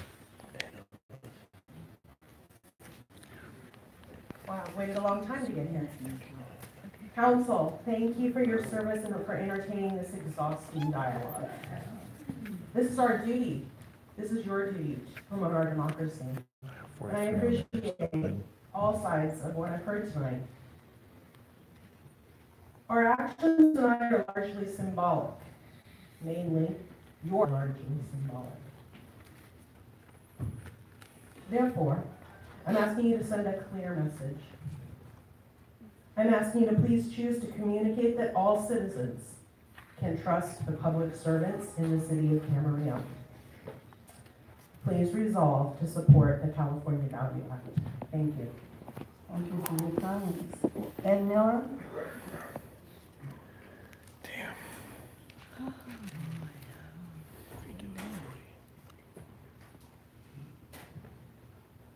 Followed by Barb Miller, followed by Rhonda Baldwin Kennedy. Good evening. Ed Miller, and as most of you know, I've lived here in Camarillo and served Camarillo on the planning commission for some time. I had written a bunch of comments, but listening to both sides of the issue this evening, both sides have spoken very well. The only thing I want to do is let you know that I support 45. I have always been proud of this city, and as I've made on my wanderings around different places, and people ask where I'm from, I say Camarillo and hold my head high. And it's always been a pride to me. I hope that whatever you do tonight by supporting 45 will let me go back to see about my business and about the state and still say I can hold my head high. Thank you. Ed, you meant 54, right? 54. I'm sorry. I've always been a little dyslexic. Wanted to make sure we're talking about the same one. Thank you. Thank you for supporting Trump. I don't know what 45 is about. Thank you for supporting President Trump. Thank Okay. you. Oh, no way. Barb Great. Miller, followed by Rhonda Baldwin Kennedy, followed by Mandy Jacob. Did he make a mistake? And he's a banker. No wonder we don't balance. Anyway, I've listened to the comments tonight, and one of the things that I'm coming up away with is how extreme we are painting the immigrants to be. And it seems to me that there's a pretty good size. It's true that we need somehow to address the immigration problem. We need to provide sanctuary and safety for these people until we figure it out. Excuse me, our immigration policies are throwing the baby out with the bathwater. We want to get rid of the bad guys, but we're getting rid of good people too. And we're hurting them in ways that we shouldn't tolerate. From last October to March, only about 2/3 of those arrested by ICE had only about 2/3 had no criminal convictions. But they were arrested anyway, as if they did. We are no longer deporting people who just crossed the border. New data shows that the government is targeting immigrants who've been here for years. We are deporting immigrants who have served in our military. We are separating children from their parents when they cross the border in whole facilities. Apparently our government has managed to lose about 1,400 of them. They don't know where they are, and I tried to research to see what was happening, and I couldn't find anything. And we're arresting U.S. citizens by... Thank you for your comments.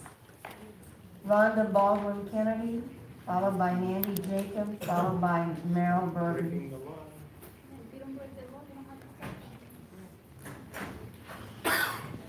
Good evening, Council. Thank you for bearing with us this evening.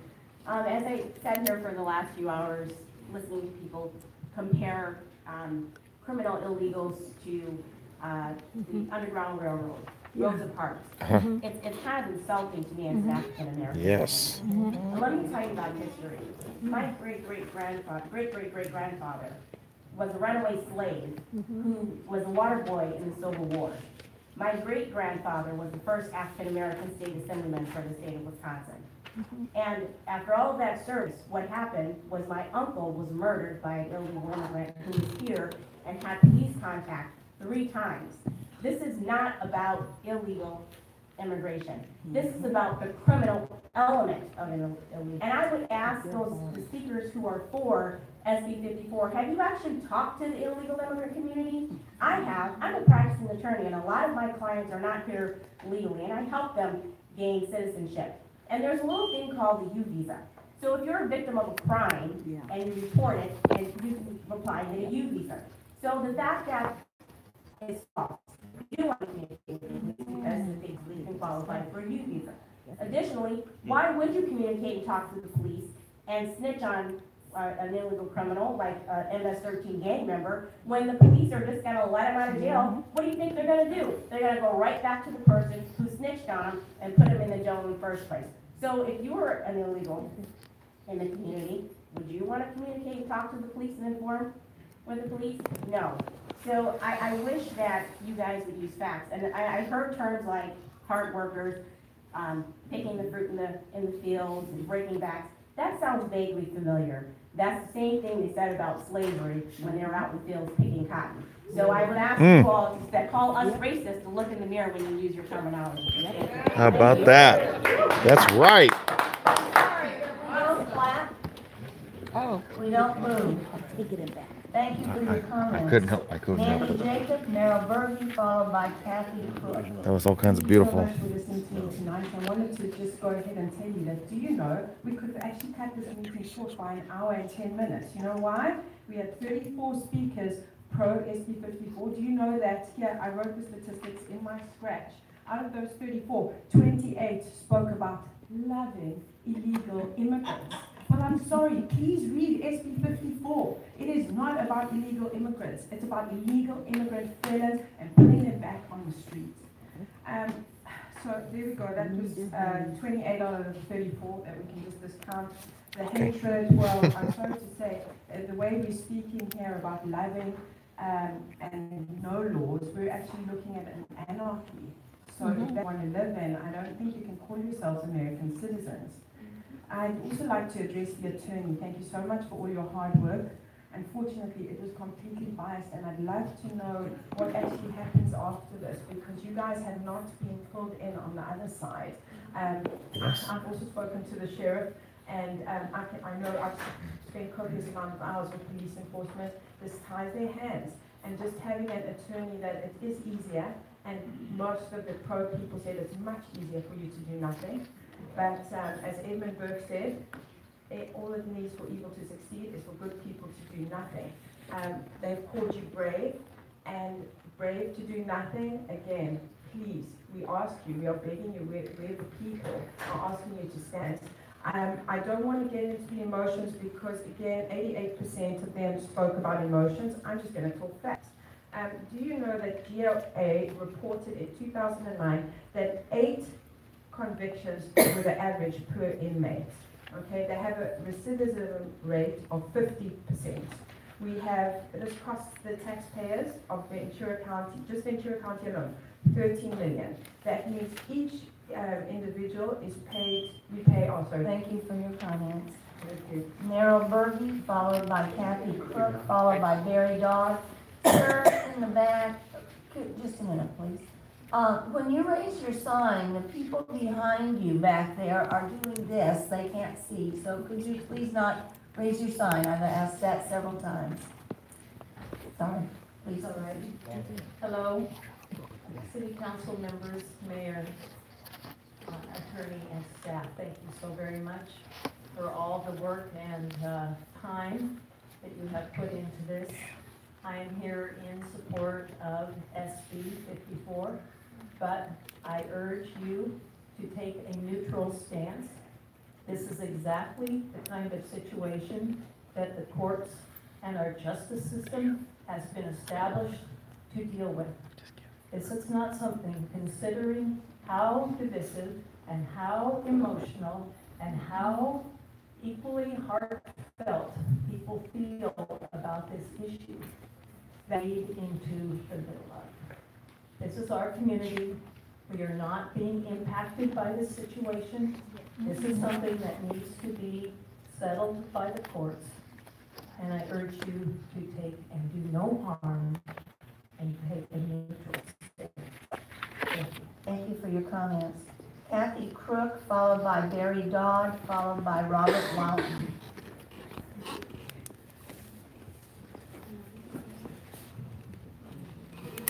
My name is Kathy Crook. I've lived here for 28 years, raised my son here, graduated from the schools here, became an Eagle Scout and troop currently Ms. McDonald is spoken to Eagle Court of Honor. I'm here in support of SB 54. I've been listening, I came here mainly to listen, and I've been listening to the comments from both sides, and I urge you to either be in support of SB 54 or to remain neutral. I urge you not to divide this community among our speakers, even though they say they're speaking about criminals. People, all you have to do is come here illegally, and that makes you a criminal, even if you commit no criminal act.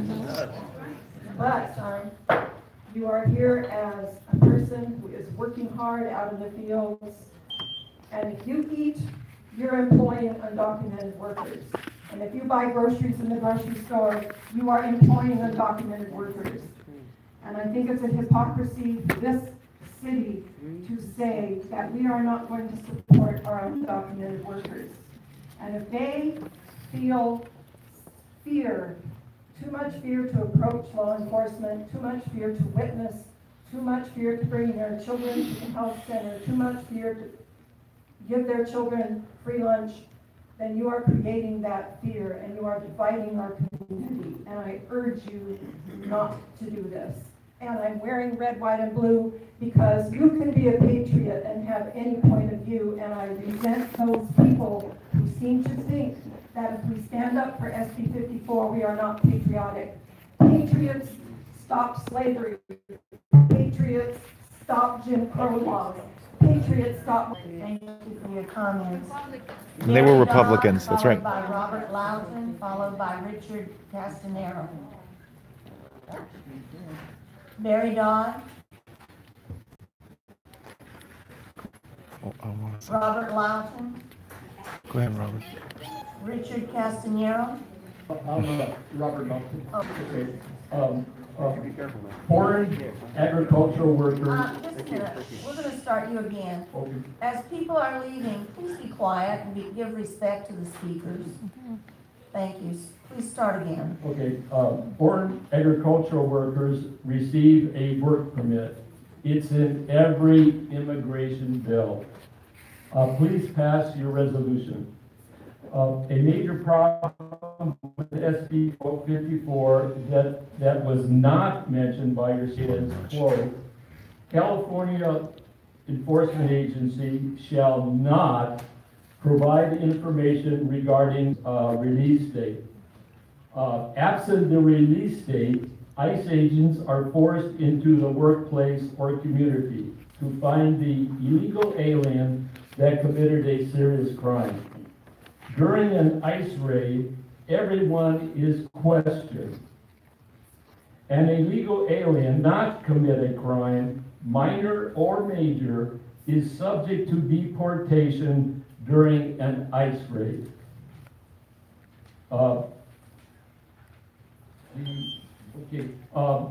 Quoting from your resolution, section 2, the Camarillo City Council is opposed to provisions in the California Values Act that conflict with California law and or California Constitution, and urges the California legislature to repeal. There is no chance for a lawsuit. You're not opting out, and your resolution is pretty mild, and so you should pass it. Quoting from the Orange County Sheriff, SB 4, the legislation specifically prohibits law enforcement, community to immigration with custom enforcement under release date. This provision of the law is the likelihood of dangerous offenders being released back into the community. I'm sorry, I was looking at time. Your time is up, sir. Yeah. Thank you for your, Richard Castanero, followed by Dallas Rippey, and after that, we'll take another 10-minute break. Oh. Good evening, Mayor, council members. My name's Rick Castanero. I am the District Director for LULAC, Ventura County. And tonight I'm here, I'm surprised that our council here, Camarillo, is taking on the state law. I think our tax dollars might be able to be used in a more productive manner by focusing on things that are going on in our county and our city. We have a lot of issues here that we need to look at. And to go out of our way to take on something at the state level, I'm surprised. Local officials cannot defy state law. SB 40 is enforceable to all public officials in the state of California. It does not prohibit federal immigration officials from enforcing federal immigration law in the state of California. Rather, it prohibits California officials, of which includes all local officials, from cooperating with federal immigration officers.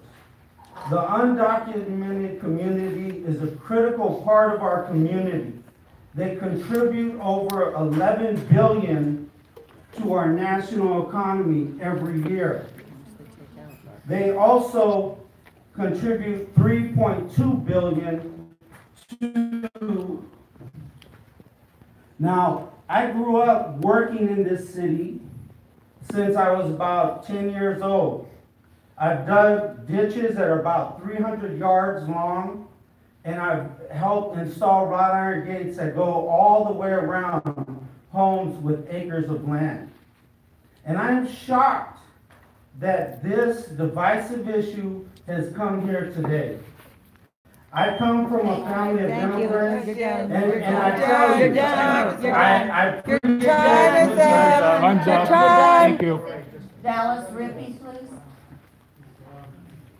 Left. Okay, one more speaker, Dave Rodriguez. And then we'll take our break.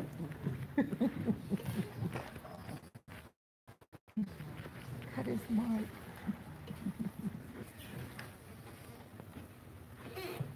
Good evening, Mayor and members of the City Council. My name is Dave Rodriguez. I'm a resident of Camarillo for about 12 years. I'm a former national officer in the League of United Latin American Citizens, an 89-year-old advocacy organization based in DC with offices right here in Camarillo. I'm just absolutely shocked, even for a civil rights guy that's been in business for 35 years, at what I heard here tonight. I rise today to express my support for SB 54 and express my concern over what I see as a planned attempt to divide our community.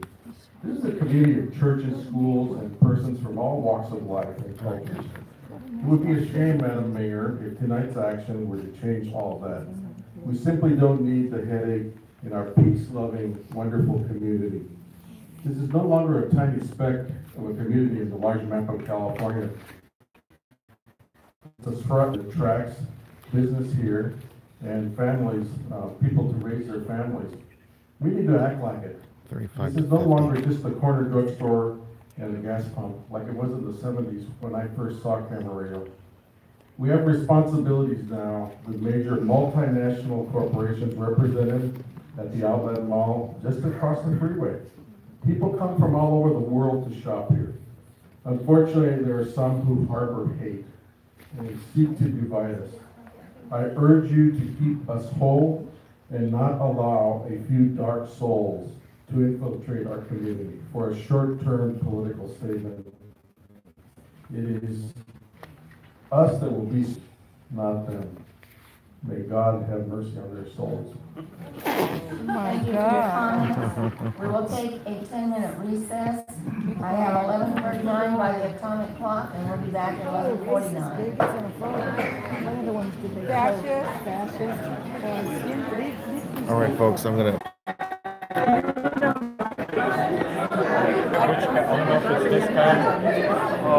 Okay, thank you.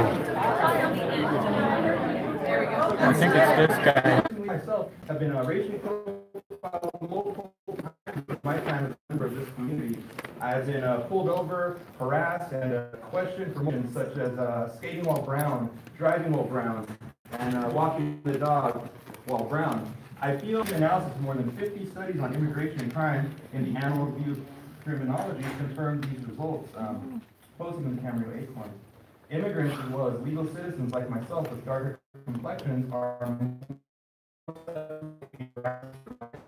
as mentioned before. While no official criteria can be denoted to differentiate a legal citizen from an illegal citizen, many, including myself, were quick to find out the role in which skin tone played in these recurring stops. Attempts to usurp state and federal powers of defining and enforcing policy against non-citizens, in my opinion, is an example of bad policy.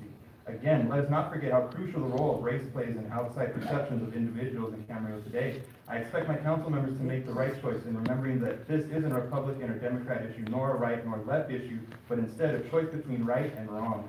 I am watching your response closely, and I will not forget it in the 2018 and 2020 elections. Thank you, and God bless. Thank you for your A comment was made that Jeff Dean supported. Okay, we're going to ask Mr. Dean to explain for himself later after all of the, we don't answer in between, so we'll. In response to No, he the didn't. questions, because he has asked a lot of people. Mr. Dean is here. Paper. Okay, I'm You left your sorry. trash up there. Nice. Many years since I've approached a microphone at the Camarillo City Council meeting, and that speaks well of my confidence of the ability of the council that we've had since then to provide good government for the city of Camarillo.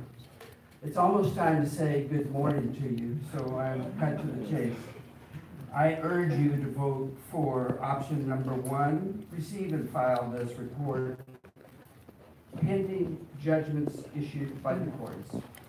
There are 3 reasons that I support for this, or that I use to support this. Number 1. Jessica Romero.